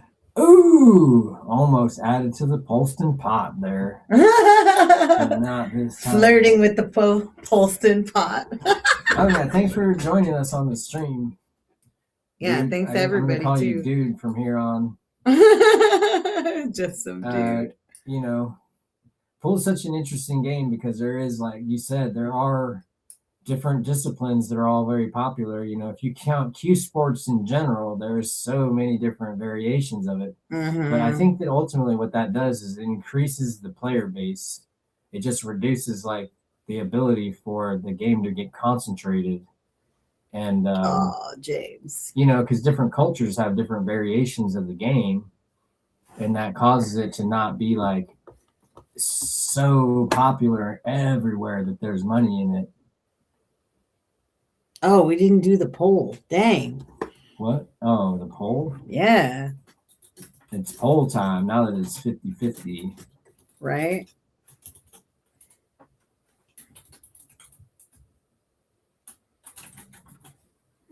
All right. Putting the poll in the chat for everybody. See what you guys think. Did you not find the... Yeah, he said he couldn't find the form, but it's at the top where it says featured. I think if you like at the very top, there's a little link to it. Oh, dude, you're talking about versions of this, like different sports or different K-ball. Are you talking about pocket billiards, or are you talking about like different games like snooker? Because that's what I was talking about. That you got like, Well, and they got 2 billion people on the planet that play snooker, 1 billion people that play pocket billiards, 2 billion people that play 3-cushion billiards. Mm-hmm. And well, and then there's like the different games. Pilar, like the game that they play like in South America on the 3-foot or 4-foot table that has like super tiny pockets. You got like Russian pyramid, which is like a 10-foot table with like different cut pockets, and all that stuff. They're all kind of the same game. We got Brad taking the lead on that, 6'5". But within like the discipline of pocket billiards, there's probably hundreds of games. But yeah, I mean, the one that is like fashionable at the time is what people play. Yeah, 9-ball, 10-ball. I just heard of a game at the tournament over the weekend, K-ball. That one's wild. It's like you rack 15 balls up, and then you take ball in hand, you break, and then you take ball in hand if you make a ball, and then you hit as many balls in as you can, but you play it rotation style in order, but absolutely no defensive play. But then if you miss, your opponent gets ball in hand, and then they get to run as many balls as they can. Yeah, so it's like and every ball is a point. Like every ball number has a certain number of points, and then you play to like 100 points or something like that. Yeah. But yeah, it's very interesting. And then scratch pool I think scratch pool is what's called, where you like hit balls into the cue ball and then make them into the pocket. Scratch pool, when I learned it was called Polish pool. And that was like, I've known about that game since like the 90s. But it's not that popular because when you play the game, you have to shoot into the object ball as the cue ball, and then it dirties up the balls really quick because you get chalk on everything, not just the cue ball. So I didn't play it that much because it was very messy. Yeah, it is similar to 15 rotation. The only thing, like I would say, is that, at least in 15 rotation, I mean, they have the option to give you back the shot, but they don't have ball in hand if you miss, right? And that I think changes a big dynamic of the game. Last pocket 8-ball. Yeah, last pocket 8-ball is very popular in my home country, Puerto Rico. That's all they play there. But yeah, last pocket. Some people play like a popular game now is like last pocket 10-ball or back pocket 10-ball, where you have to shoot the 10 into one of the back pockets instead of where the spot is at. I mean, there's all kinds of games. One pocket is relatively popular, but more like a higher level skill game that people play, not so much at the lower levels. And then they have like last pocket or 1-ball 1 pocket is kind of popular now as like a mini tournament thing where you're just like shooting into 1 ball, playing for 1 shot. We might play like 50 a game. It makes it pretty interesting because you can lose at any moment, but game could take a long time. Wow. That was one of the thinnest hits I've ever seen. Absolutely. Yeah, there's definitely a lot of different games, especially in different cultures. I know when I used to go to cue ball. There's another game they play in Taiwan. I think it's what it's called. It's like a carom pocket ball combination thing. You got to do like pocket a ball. That's a pocket scratch. Mark it up. All right, $5, Brad. Yeah. You got to like do some caroming and ball pocketing in order to score points, and then you get points once you've like done the full. You got to do all 4 shots or all 3 different shots in a row in order to get a point, and then you play for points. but it's a pretty tough game. But I don't even know how to play it. I've just heard like some guys around here I've like learned from, like, I know that Oscar Dominguez plays it, and a lot of the Asian players play it. It's more popular, I think, in Asia. Yeah. And then I remember when I forgot to feed the dog. I remember when I used to play in at cue ball back in the day. I remember they had the Keno board that they would put the insert inside the table, and then they would play Keno basically with it and gamble on that. Anyway, I'm gonna go feed the dog, guys, so I'll be back. You got Shawn for a little bit. Oh yeah, you'll have to survive through it. Oh, Brad took a bad little rough bump on that, getting to the 2 in the side, so he's probably gonna have to play safe here.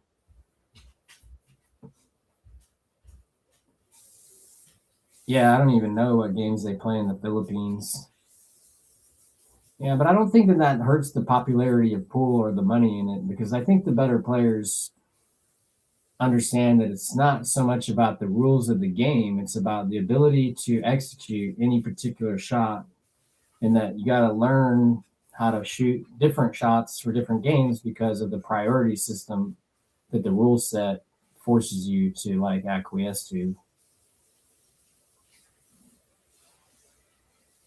You know, like games like 8 ball, 9 ball, 10 ball are generally speaking oriented around pocketing balls and playing position off that pocketed ball. And then some of the other games are like involved more like caroms or cue ball positioning, you know, as being more important. And that's just like, but it's ultimately about being able to like pick a shot and execute it.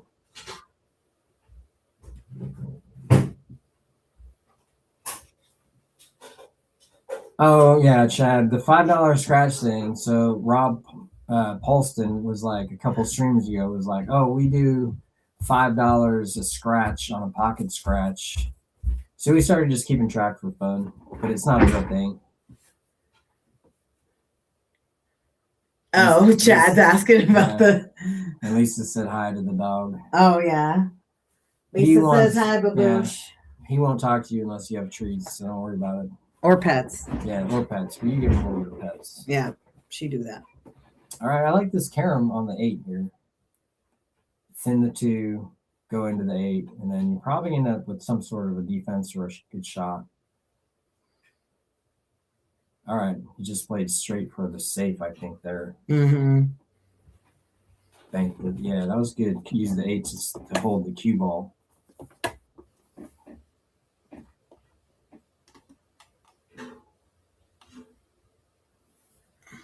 And we got 4 people join the group. Nice. Oh, dang. Intentional safe.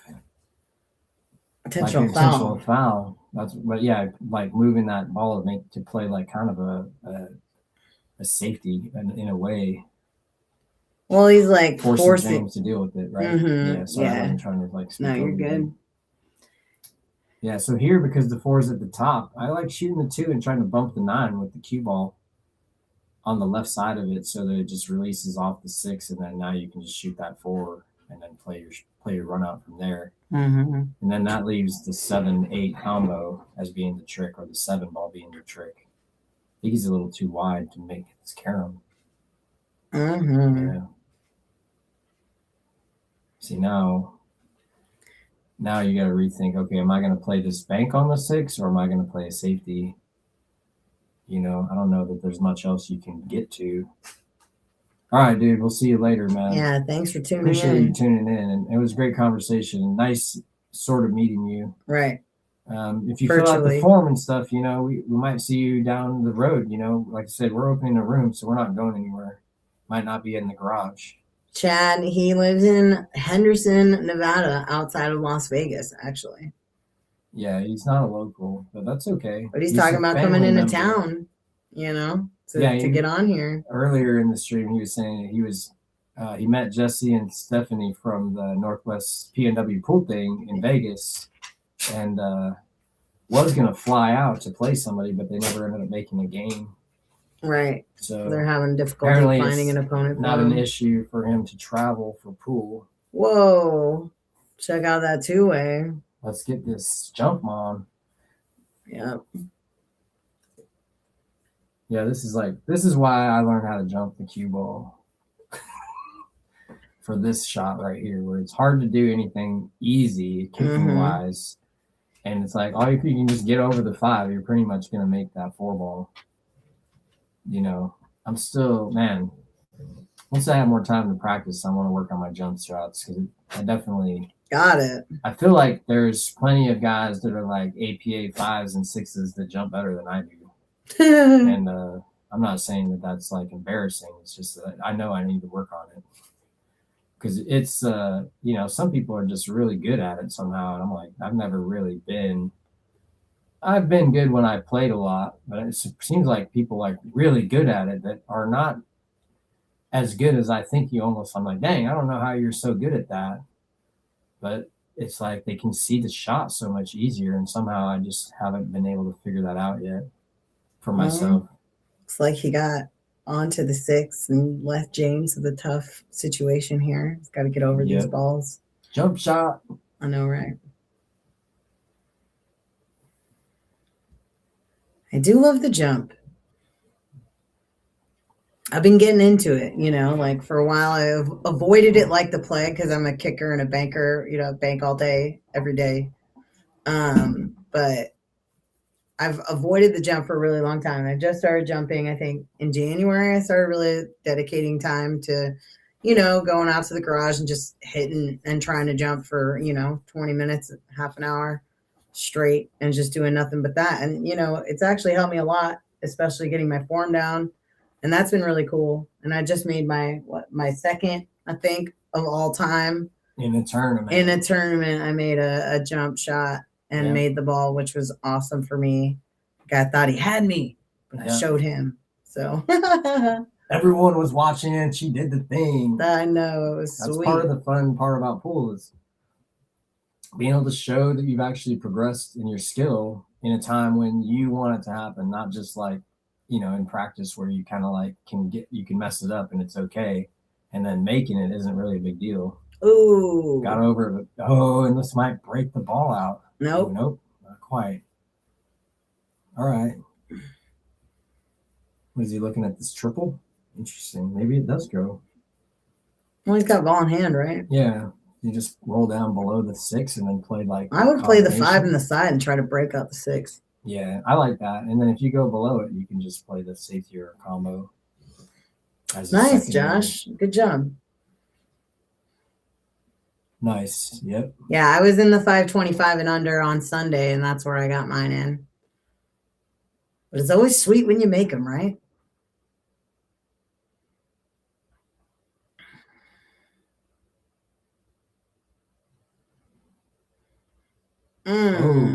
Got the breakout, but missed the 5. Yeah. Yeah. Got the breakout with the 5. Yeah, that was not intended, I'm sure. That was interesting. Let's see if James can capitalize on that. That was. Well, this is his chance to kind of run it back, right? Yeah, hold it back. We got this Hill thrillers. The narrative is very strong for Hill right now. Mm-hmm. Like James kind of pulled away for a second and then kind of let Brad back in, and Brad executed, and then now James has got his moment where if he can run these balls, and he's gonna be able to just get right back in it. 6-5 is a game.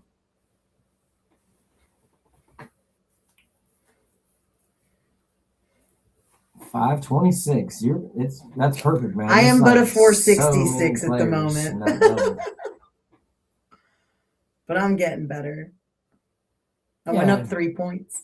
Yeah, you know, and so much of it is just playing more regularly, competing more regularly. And that's just like, you know, being ready to do that, being ready to make that a little bit more of a time investment, you know.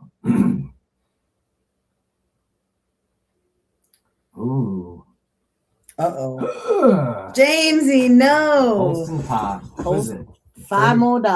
35. He's 40 now. Well, he's at 30.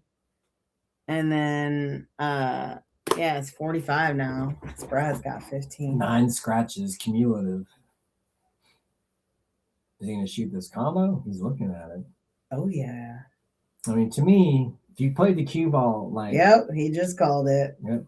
Easy. Dang. See, to me, I would just be like, play the Six in six the in the corner. top right, play the 7 in the top right by going 2 to 3 rails behind it. But, you know, maybe I should work on my combos. That's also on my list. Yeah, I bet it did, Josh. Oh, dang. Got it. Nice shot by Brad. Brad's starting 7-5. Yeah. So what's that? 5 straight he's racked off? Yep. Similar story. Got actually like started because it was 7 in a row that he got, right? So and then if he goes all the way to 9 here, it would be 7 in a row again. Unabated. Comeback kid indeed. Lisa, always there with the appropriate naming. Yep. She knows the people.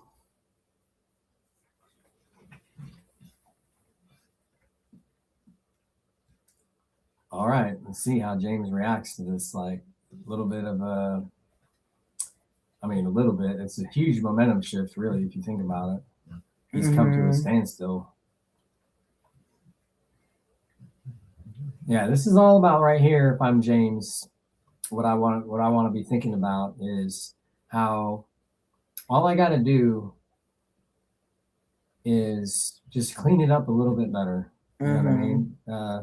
Play a little bit more. I think slowing down a little bit. A little bit, but you know, just be a little bit more sure that what you're doing is the right shot, and then, you know, and then don't worry so much about everything to try to micromanage it. You know what I mean? Right. If he's trying to play smooth and relaxed, which I like his like normal style, when he's playing confident, he's very smooth and relaxed, and he just needs to figure out how to be back in that place. You know, when he starts to get a little bit nervous, you know, and I think this is most people, things get really tough really quick in pool. You know what I mean? If you let it. And you can kind of like get disenfranchised a little bit with what's going on and kind of like play a little bit of the victim in your own head without really having it be a deserving victimhood. That was a good save. See, like shots like that, this is where James has been doing really well, is just by kind of like holding Brad back, making sure Brad's playing tough. And then when he's getting his opportunity, earlier he was capitalizing, but he hasn't so far in the last half of this set so far. You know, because, you know, this is not as, you know, he could have, you know, just think about how Brad could have hit it just a little bit softer and then left it right in the hole. Right. You know what I mean? Or closer to the hole, and then James would have had a really good shot. And you kind of have to see the benefit of like playing safety, where it's like, yeah, he didn't allow you to necessarily attack the way you want to, because he's going to have to probably bump the 5 here, and who knows, but you know, he's coming up with good opportunities to pocket balls, you know, when he's playing safe, and he just hasn't. This is what happened. Like he had ball in hand last rack and missed the shot. Right. You know, and then this rack he had it was a missable ball, but he had an opportunity. That safety play has been helping him, I think, have more opportunities. So I'm hoping that he sees that later and he realizes that's a viable strategy on a 9-footer, is to play a little bit more safeties, because the ball pockets are tougher. You know, the pockets are a little bit tighter. Everything's further away, you know, and that's for both people. You know, you don't have to assume they're going to run out from everywhere on a 9-footer. You know, it's difficult. And if your normal play is on a 7-footer going to a 9-footer, like shots like that, you know what I mean? On a 7-footer, you don't have to think about it. That ball, pretty much, you're always making it. With, you know what I mean? And on a 9-footer, it's just a little bit further away. You know what I mean? A little tougher. Yeah. You know, and James has to recognize it. He's still getting opportunities every rack, and it's just more about him cleaning up his own game and playing his style than it is worrying about what Brad's doing or the score. That was dicey. Yeah, he played real first. But, you know, he didn't get hidden behind the 7, so that's good at least. Yeah. Does the 7 goes bad? Yeah, I was going to ask, does it pass the 8? So, whoops. Draw the line. No. Okay, that's fine. You're good. Yeah, so I think if we draw the line, we can see. Oops. Yeah, that's the wrong one. Hit the delete. This isn't the line? Oh, no, that one is. You got to drag it. Yeah. Nice shot. Nice shot. Pretty sure it goes just because of where he played shape to. But I don't know. Maybe it goes. Looks a little bit tight. Yeah, it looks. Either way, you can play safe. Yeah. There's safeties to play here. So much of it's like just seeing what you can do and then choosing between them and just selecting a reasonable shot. Whoa. Did he call the 9 there? I don't think so. Okay, so. But he left him with a really. If he didn't call the 9. 7 situation now here. He has to shoot this shot. Oh, right. Because we're playing slop on the 9. So the 9 doesn't count as a win if you don't call it. Right, and then he has to keep playing. You must keep shooting. That's the way they're playing. Right. So he's left himself with a tough 7. Yeah, exactly. It's not, I don't know. I guess 10-ball rules, and Brad would have an option to give it back to him anyways. Yeah, if it would be the option. In this rules, the way they're playing, it's just you keep shooting. Yeah. And then you wish the balls were backwards from there. Oh, no. $5 more. James. Man, pool's so amazing how you can just like find the pocket out of nowhere. 35. We're up to $50. Let's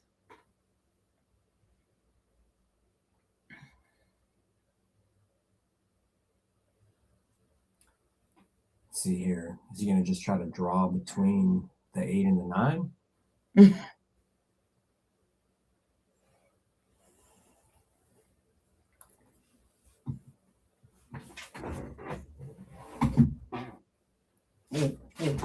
Hey. Yeah, I don't know what I like for Brad here. I mean, I would probably give myself an angle, shoot the 7 in the bottom left and play the cue ball to the end rail and back up through the gap between the 8 and the 9. Like, let me grab this thing. So I like playing the cue ball up here, shooting the 7, and then coming like this up this way. Yeah, like he's doing here. A little bit, but I think he's going to go forward too much. Yeah. He needed to hit it harder, and then to create that angle, he would have had to play the cue ball a little bit higher. Kick the ball in hand.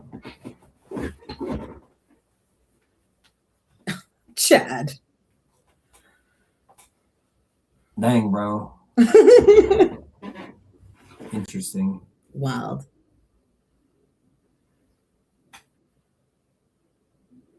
Oh, dang, nailed it. What a shot. What Beautiful. A shot. And he lined up perfect. That was really nice. Good speed, pocket speed, where, he didn't hit it pure into the hole, but with that speed, it's basically dead in. Playing that rail just a little bit before the pocket, you're going to make that shot when you don't hit it so hard. Yeah. So this is going to 8-5. Oh, no. Oh, snap. Yeah. That was big. That was sad, yeah. That was to go to the hill. I know. He would have had that.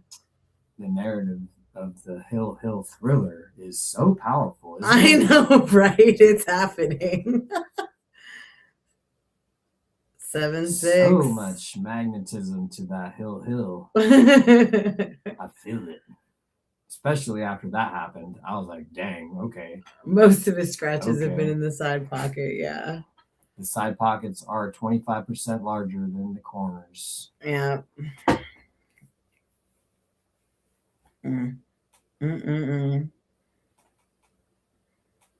That was pretty surprising. I thought he had that one pretty dialed in.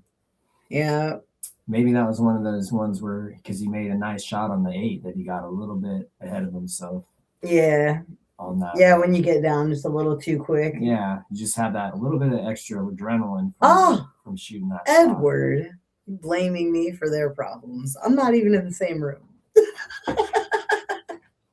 Is it a curse?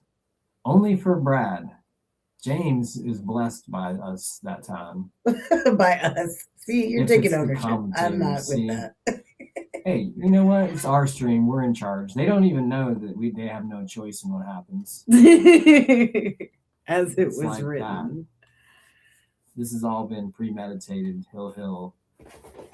we're not even in charge of it. We are actually operating under the guise of like the pool gods tell us what to do, and then then they make this happen.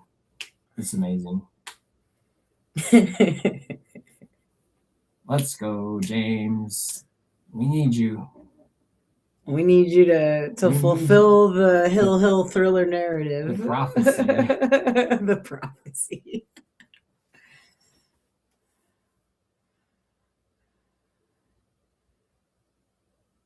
Going in the corner here. Maybe. What? Yeah, no, just rolling this side. Yeah. I thought he was kind of set up for an angle somehow. I was like, what? Nice. I like rolling this up and playing the bank on the 4. I don't know if you want to play that little, like, the narrow window between the 5 and the 4 to, like, get a good cut position. Let's put it here. Nah, just as soft as you can. Oh, that's not soft. Yeah, too much smoke on that one. Dink. Bank shot.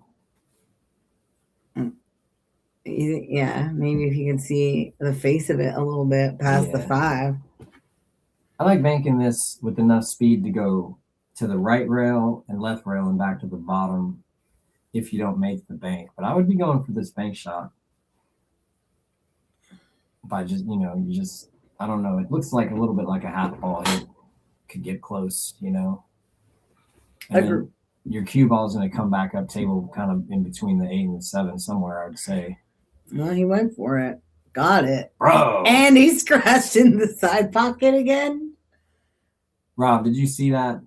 OMG. Whoa.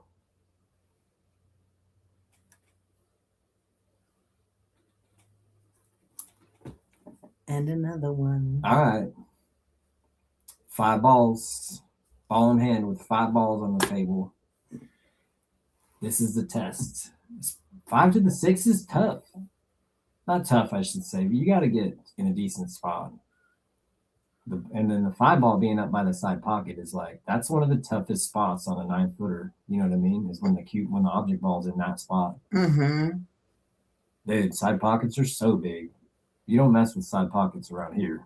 It's not good. Is he going forward? Ooh, interesting. Ooh. Whoa, cue ball. All right. Oh, man, he's like setting him up for another scratch. Interesting strategy. See, this is like, if you shoot the shot on the side, how big is that 8? Right. How big is that corner pocket? You almost don't want to shoot at this. I think if you do, you almost want to elevate and draw and try to draw out of it. I wouldn't want to be going into that corner area unless I could hit it thin and make sure we get to the Oh, rail. no. See, I think he was trying to hit it thin to get that rail and just missed it. Yep. Too thin. All right. I feel like a lot of times it has been that one side pocket. I think there was a couple other ones, but maybe once in the right side pocket. I don't remember who did that one. So many in that left side, though. Oh, so many, yeah. Thank you to everybody who's tuning in right now. Please like and subscribe. You're the best. Yeah. Thank you, everyone, for joining us, entertaining us a little bit so we can have a little bit of fun while we're watching these guys battle it out. Yeah, I really enjoy it when it's a interactive chat group. Lots to talk about. Is he going to draw straight back here? Oh, man. Testing his stroke. Let's go. If you do too much, it could, Perfect. Yeah. Nope. He got it. Just I think enough. He got it. Yeah. Well, yeah. It looks tight. If he can make it, then now it's like you can't really do anything with the cue ball. But Oh, snap. We got Chad Brunswick in the house. What's up, Chad? What's up? You're too kind. Hey, you want to log in and say something? No, he's got people to take care of. Oh, that's true. Chad, are you going to get on the stream? Have you filled out the form? Come on, bro. Get in the group. You know about the group, Chad? No, I don't know. I'm talking to Raswick here. Yeah, I know, right? We got the Easy Street stream group. Whoa, that was really, really nice. Really strong. Talk about drawing it perfectly back. That was nice. Now you got to roll forward. Give yourself the natural angle, right, to go from the 8 to the 9. He's got some top on there. Just a little bit forward. Not a lot, because the 8's, yep, perfect. Nice. Now I like this because now you can put a little bit of left on it and use like a manageable speed, right? Not too hard, not too soft, like some Three Bears action here. Just right. Oh, yeah, we have a stream group that we have for the ESB. It's linked. It's in the link. Yeah, it's pinned. It's in the pinned comment. Yeah, the link in the pinned comment. That sends you to our Facebook group that we're like growing. Yeah, 4 people joined it during the stream alone. Booyah, maybe 5, depending if our friend Right. 1976 gets in there.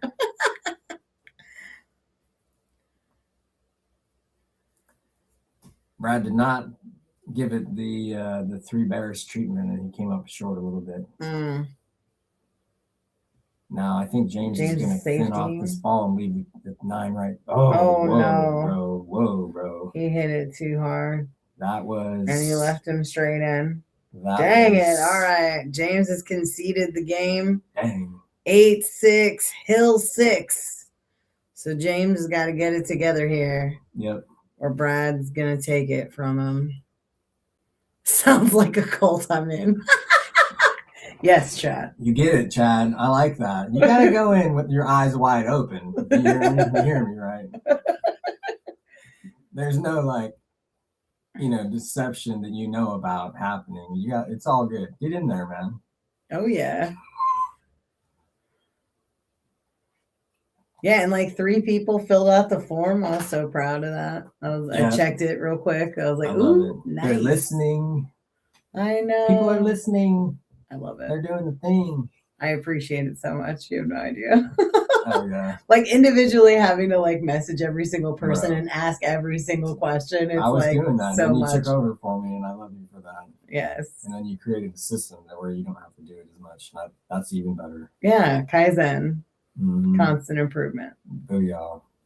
My bank account, my routing number right now. Yes, Chad, you get it.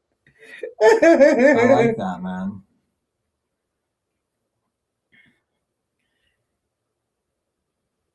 What do we got? A tough shot here with the 1. It's probably just going to play safe. I would just park it behind the 4 and let it drift up to the... Yeah, stop shot safe here. You might hit it too hard. Oh, no. Do you feel a 2-9 coming? Who won the tournament over the weekend? I think, Chandler got second? Yeah. And then Joe Spence got first place? Joe Spence was first. In the Open. Yeah, Chandler Decato was runner-up. Stan Tarango got ill and forfeited his loser side match. He wasn't feeling good to Joe Spence, but he lost to Chandler on the point match, and he said he wasn't feeling good, so he just gave up basically because he was had to take care of his body. But Stan was playing good on Saturday, I'll tell you, and he just kind of but yeah, Joe plays amazing. And then when it comes down to the end of it, the guy is next level. Brad is going for the 9 here. So this could end it right here. Yep. Yeah, and then in the under 525, was it Chandra won it? I think Chandra was the one that won, and then Ray Pistoresi. Yeah, Ray Pistoresi got second.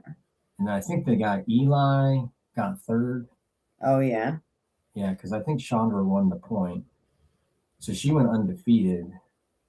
And then Ray came back from losing maybe the third match to the finals through the B side. It was a cool tournament to have both going at the same time and being able to have more people watching the finals of the Open than necessarily would happen. Good kick shot by James, forcing probably Bradley to play. Chandra got third, Oh, actually. did she? Brian Chia got first. Oh, really? Okay. Yes. Yeah, I didn't look at the final bracket, and I talked to Yeah, Ray. Eli got fourth. Okay. Dang. Okay. Yeah, I remember that guy, Brian Chia. From watching him, he was solid. Mm-hmm. Yeah, the top three were all over 500. Nice. Thanks for yeah. I sort of lost track of it because we were like, man, by that time of the night, and then when we got that other game set up for the house, we were just like, all right, we got to focus on that for now. Mm-hmm. And then 2 days of being at the tournament, we were like exhausted, honestly. I know, I couldn't keep my eyes open for that Chandler match. At the end. It's like I watched so much of it too. And I was like, dang it, I can't even keep my eyes open for the end. Okay. I think Brad was kind of playing a two-way, kind of more of a safety really there. He didn't really put enough power into the cue ball to get past those 8 and 9. Yeah. Ray is a really good friend of ESB, so we're super proud of him getting out there, getting that dub. Going from tied for 33rd through 48th last year to second place is a solid upgrade. Right. In your, it's cool to be able to show yourself that you've actually, over not really a long time, if you think about a year being, it is a good amount of time, but in the terms of how long a pool player is going to play pool in their lifetime, if they're a lifelong player, 1 year is not that much. And improving quite a bit of points in Fargo and just showing yourself that you're capable of performing, at a higher level than you were last year is huge, because it just shows that the work you're actually putting in is actually doing something. And it takes a little while for that to really gel into real gains. But over the long term, not even long term, the medium term, you know what I mean? All that stuff really starts to accumulate. You can't just play every day for a month and then expect to have permanent change in your game. It will be temporarily really good. But if you don't play all the time, then, you gradually kind of get a little soft in some areas. While my jump shot's not as good as it was 10 years ago, I quit doing it for 5 years, Mm-hmm. All right. James is on the case here. Let's see if he can get there. Come on, James. Little overroll, but he's going to be okay. Just got to hit it nice and sweet. Just play your 2-rail position, mark your spot you want to go to, pick your spot, pick your shot, feel your stroke, and then do the thing. See what happens. He's drawing the ball. He's hiding it 2-way. Dang. Oh, maybe he got down to the rail though. Yeah. But it's cuttable. Yeah, it's a hard cut. I think in this situation that Brad's safety. Going to play safe. He's shown the ability to play some reasonable safes, and he's not. Right. I don't think he's going to go for it when he's on the hill like this. Yeah. Doesn't mean that the safety is going to be amazing, but it's a good one. That's a good one, actually. Yeah. I think he can't pocket it. Jump it. And exactly. Yeah, you got to get out there and jump this ball maybe because it's just the edge of the 8. Mm-hmm. I think he can hit the 4 but not make it. Yep. But if he can jump it, it's in a good spot because the cue ball will travel up to the top and back down for the 5. Potentially if you hit it good. Yeah, and this Massey shot, if he makes it, he could actually scratch in the top left if he hits it too hard. That's going to work. It's going to work. A little bit more moving, probably. You might go for this, though. I could see going I'd bank it. We all know that. He's looking to cut it in the top right. Of course. Banks are for show, cuts are for dough. Yeah. I feel like I banked the ball for money so many times as a last resort. No. Ooh, is this $5? Bo, what's up, bro? You're so welcome, man. I appreciate you guys coming by. I don't mind you giving us a call. I know that normally we don't do that kind of thing, but given the situation and Chandler being kind of out of town and not being here that long, it made sense to do it. So we're happy to Accommodate you guys. We weren't able to do any commentary because we were so tired, but it was a good time watching it. I liked watching you guys play, and it was fun. So you're very welcome, and hopefully soon you won't have to be calling us to show up at our house. You'll just be showing up to the pool room. I know, right?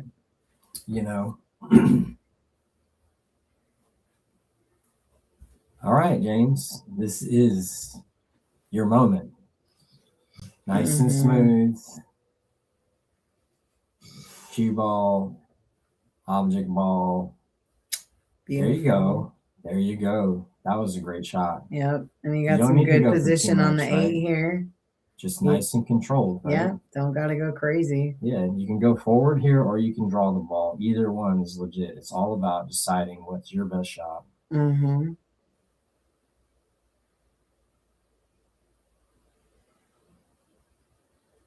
Good. Nice shot.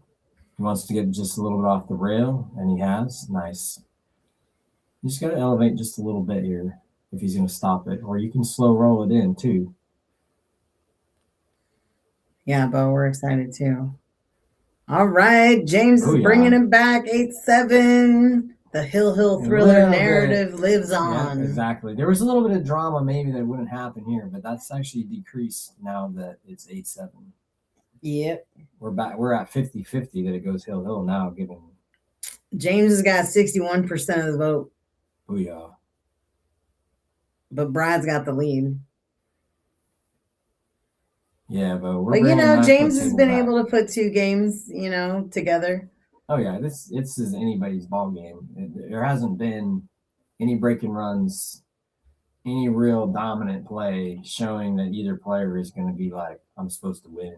Mm-hmm. You know what I mean? Yet. Player break. All right, I think we're going to take 5 here. Yeah, all right. We're going to take 5. Y'all take 5. A little bit. We'll see you guys in just a second.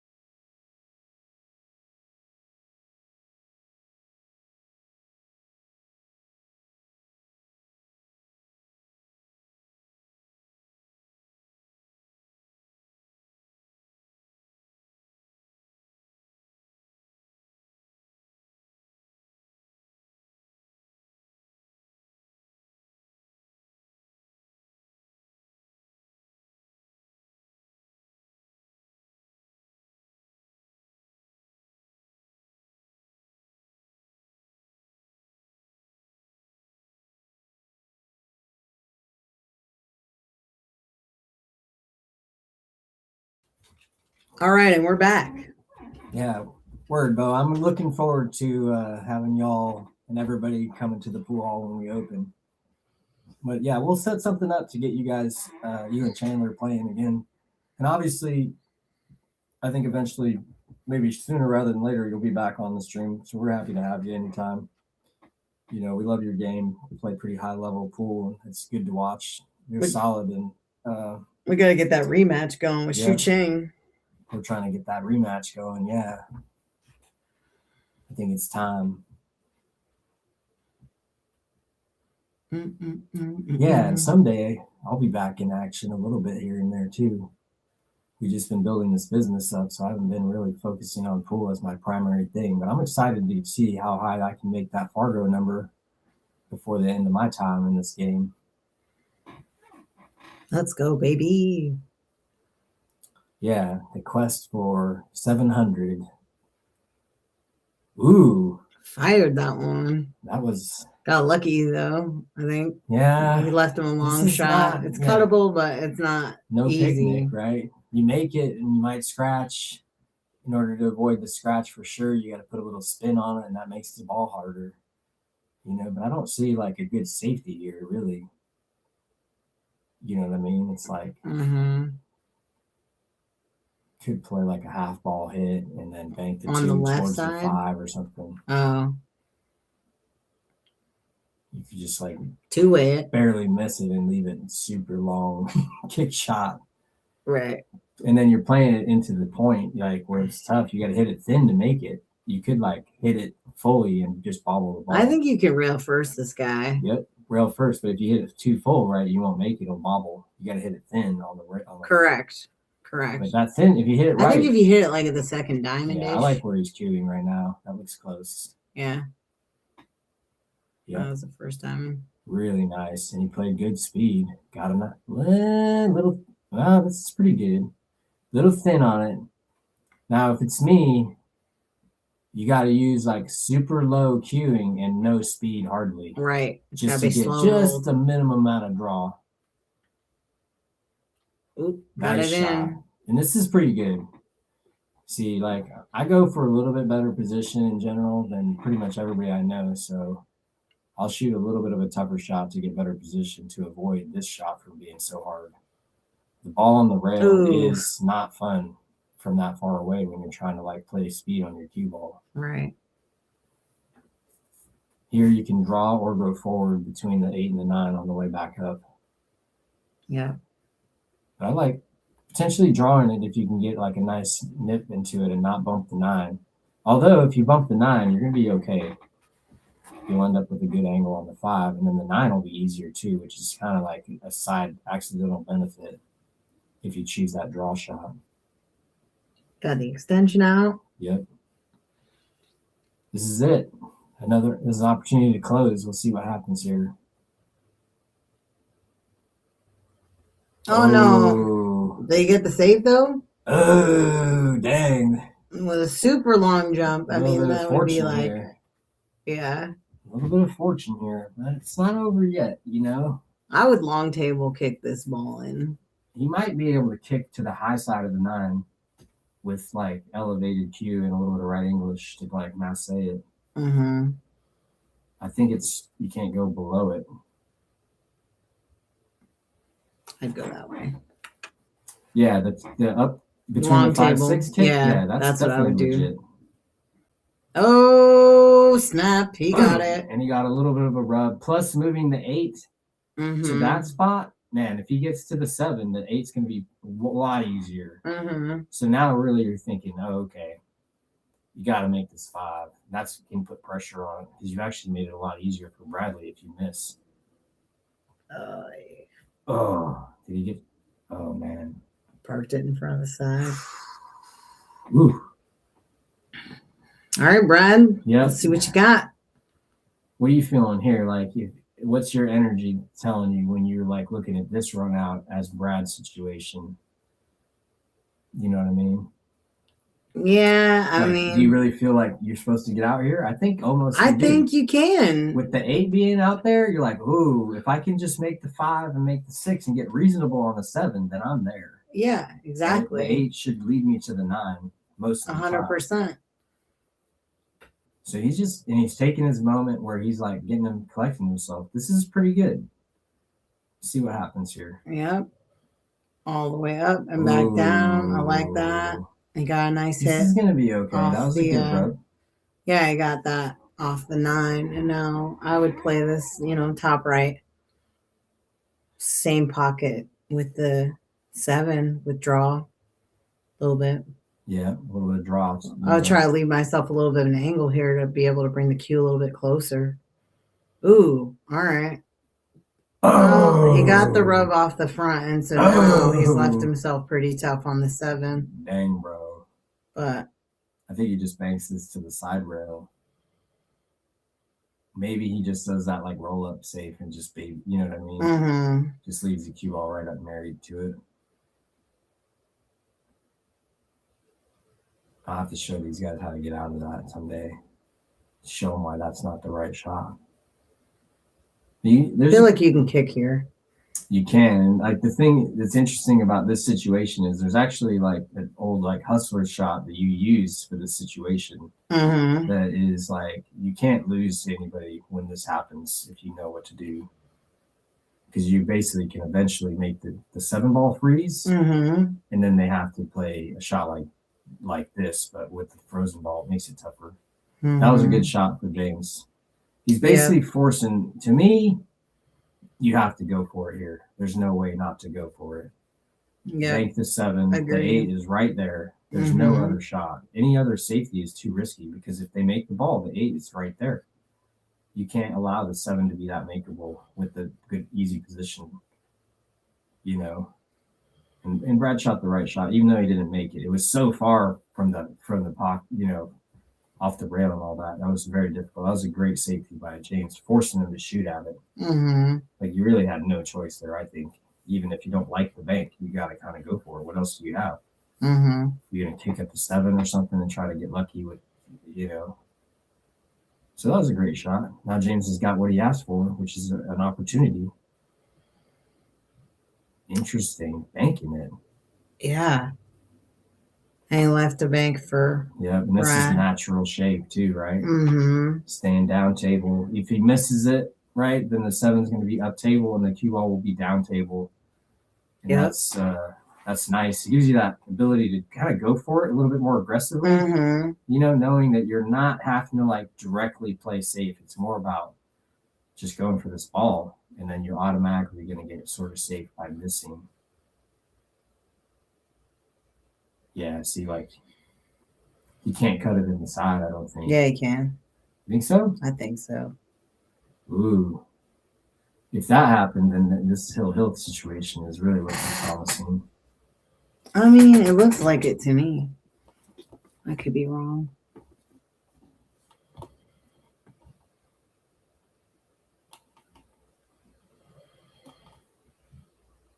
Definitely makeable. Yeah. I called it after he shot it. That was obvious. All right, James. All right. Left himself a pretty steep cut, but man. It's, Yeah. It's a little bit. I think he's going to make this shot. The question is how nice is he going to get on the 9? Right. James creeping up with 62% of the vote now. Let me see this. I want to see how many votes we got in here. 21 votes. Nice.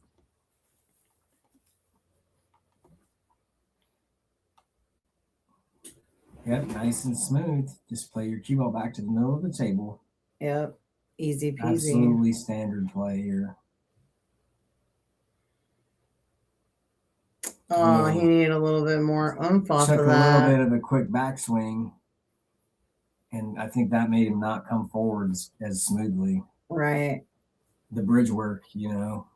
It's one of those, like, being a shorter person myself, and you obviously are too, is like you don't realize the valuableness of learning how to use the bridge. Mm-hmm. early on because, when you're shorter, you just kind of have to use it, Yeah. But the taller you are, the less capable you are with that tool. And then when it comes up, it's just a little bit harder, because you haven't used it as much. I recommend to all the people that I coach and that ask me about it is you got to spend like one day just using the bridge for every single shot so that you can learn the stroke for all these different shots. And then you don't ever have to think about it again. It's literally like that. You spend 5 hours using the bridge the whole day and you'll never have to practice with it again because you'll know so many shots that you just don't like really have the stroke for with the dart because it's a backward stroke. You're like pushing with your tricep, not pulling with your bicep to make the shot. It's like the opposite, but you have to create the same force, so it's like a different thing. Yeah. And it doesn't take too long, I don't think, to translate it. Yeah. All right. Is this it? For all the marbles. All of them.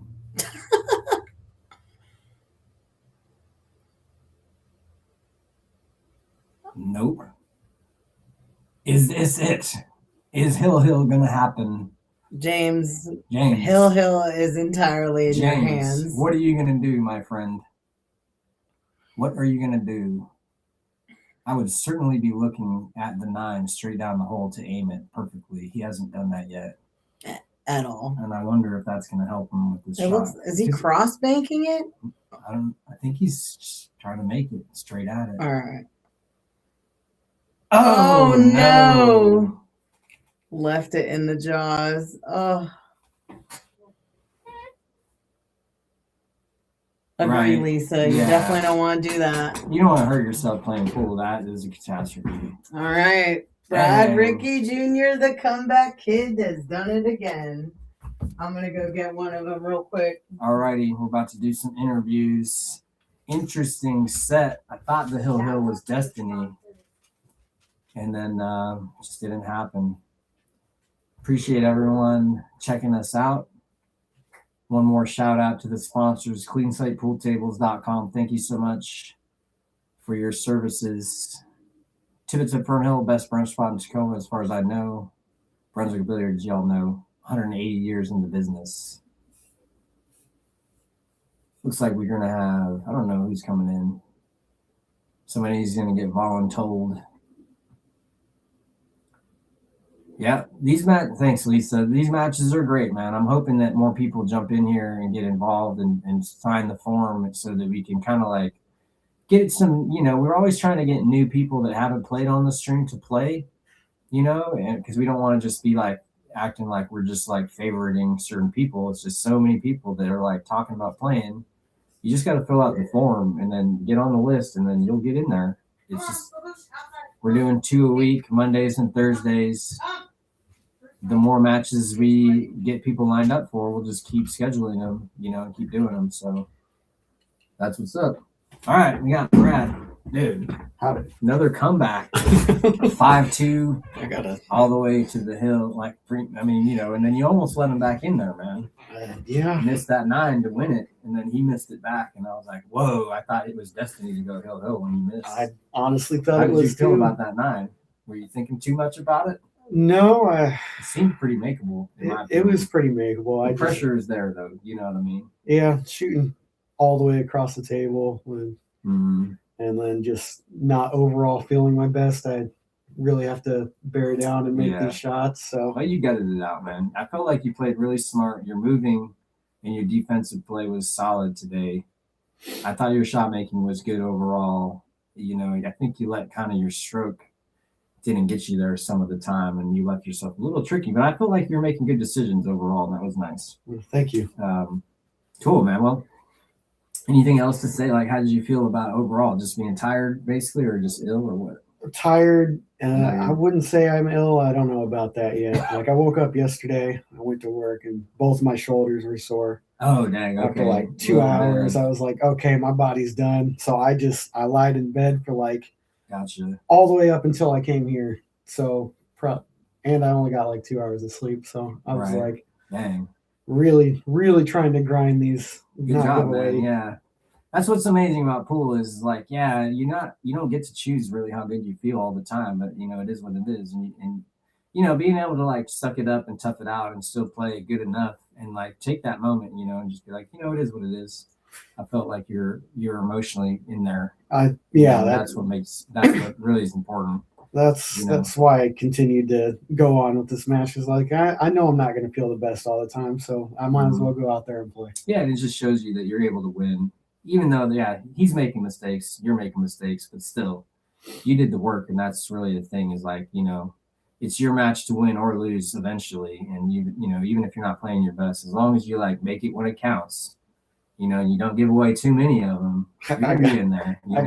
I got to stop digging myself holes so early. Yeah, stop telling me about it, man. That's everybody's problem. It seems like we just got to solve it, But I'm happy you came back so soon, and it was a good match. Everybody was having a good time. Awesome. I'm glad everyone was able to enjoy that. Yeah, dude, it's fun. Like the kind of the play around, the lower levels of like not the higher Fargos. It's like almost more boring in a sense where you don't have like the missing kind of like, oh dang, and then you're like, what's going to happen now? There's so much expectation that people are going to play well when you get better, to where it's like you're just like waiting for them to run out, and then when they don't run out, you're just like, oh man. But like so much of it, is like you guys are going to run like 4 or 5 balls a lot of the time, but sometimes you're going to miss a shot. You're like, dang, I can't believe that happened. And then it makes it so much more action, and you know what I mean, where there's like a lot of drama watching it, not knowing really what's going to happen because of just you're not a 9-foot table player. He's not a 9-foot table player, really, and you're like playing on a 9-footer. It's like, dang, bro. Yeah, a couple of them just ended up short. I was like, I thought I put some pace on that. Got to put more. Yeah, when you took that ball in hand and the 5-ball on the side and drew straight back, I was like, ooh, this is a little risky, but you got there. And then that draw shot from the 6 to the 7 was so nice. I was a little bit sad that when you hit that 8 that you came up short and had to play safe, because that really looked like that out was like really looking good until that 8-ball. 7 had a little bit of a skid when I hit it, so it didn't quite get to the angle that I wanted it to. And then, just a little short on the 8. Word. All right, man. I'm going to let you get some rest, dude. Thanks again. Awesome. Thanks for having me. Nice match, bro. All right. That was Brad. We're going to get James in here to talk about it in a second here. I'm sure he's got something to say. But thank you, Chad, for supporting, watching, checking us out, spreading the good word for us, and then if you're trying to get back on stream, man, you got to jump in on the group and then get back on the list, and we'll find you a game. I know you're trying to get back in there. We're accumulating more of a player base for matches to happen, so over time, it's just going to get easier to get matches going, And once we open the room, it won't be necessarily as hard because we'll have more tables to go on. All right, we got James here. James, what's going on? Just kind of checking it out. I was like, man, when he missed that last 9 and then gave you the shot, I was like, ooh, this could go hill. I can't believe that ball rattled. I felt like I hit it pretty dang good. Yeah, I just caught the point like a little bit and then made it wobble. Yeah. I'm getting real tired of doing these interviews after live streams, after close losses. I feel you there. My live streams struggle, but it's a blast. I've been fortunate. My live stream percentage is pretty high, but when I agree to these things, man, I'm like, I make sure my schedule is clear so I can get my time in.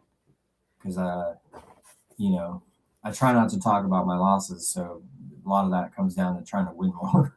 But a lot of that's like, you got to be so prepared, And I know you don't get to play as much on the 9-footer, so it's really not a thing to be so prepared, No, it's. I like how you come out here and you're willing to play, and that's going to lead you to be a better player at the end of the day. Yeah, that's why you do it. Taking your losses and learning from those. Always try to learn something from tough loss. And wasn't unhappy with my play. Played a lot of good shots. I've learned of the Polston pot, which I contributed to a few dollars. I'm here at this point, but we're working on some ESB fun bucks. Dude, that left side pocket is making us rich.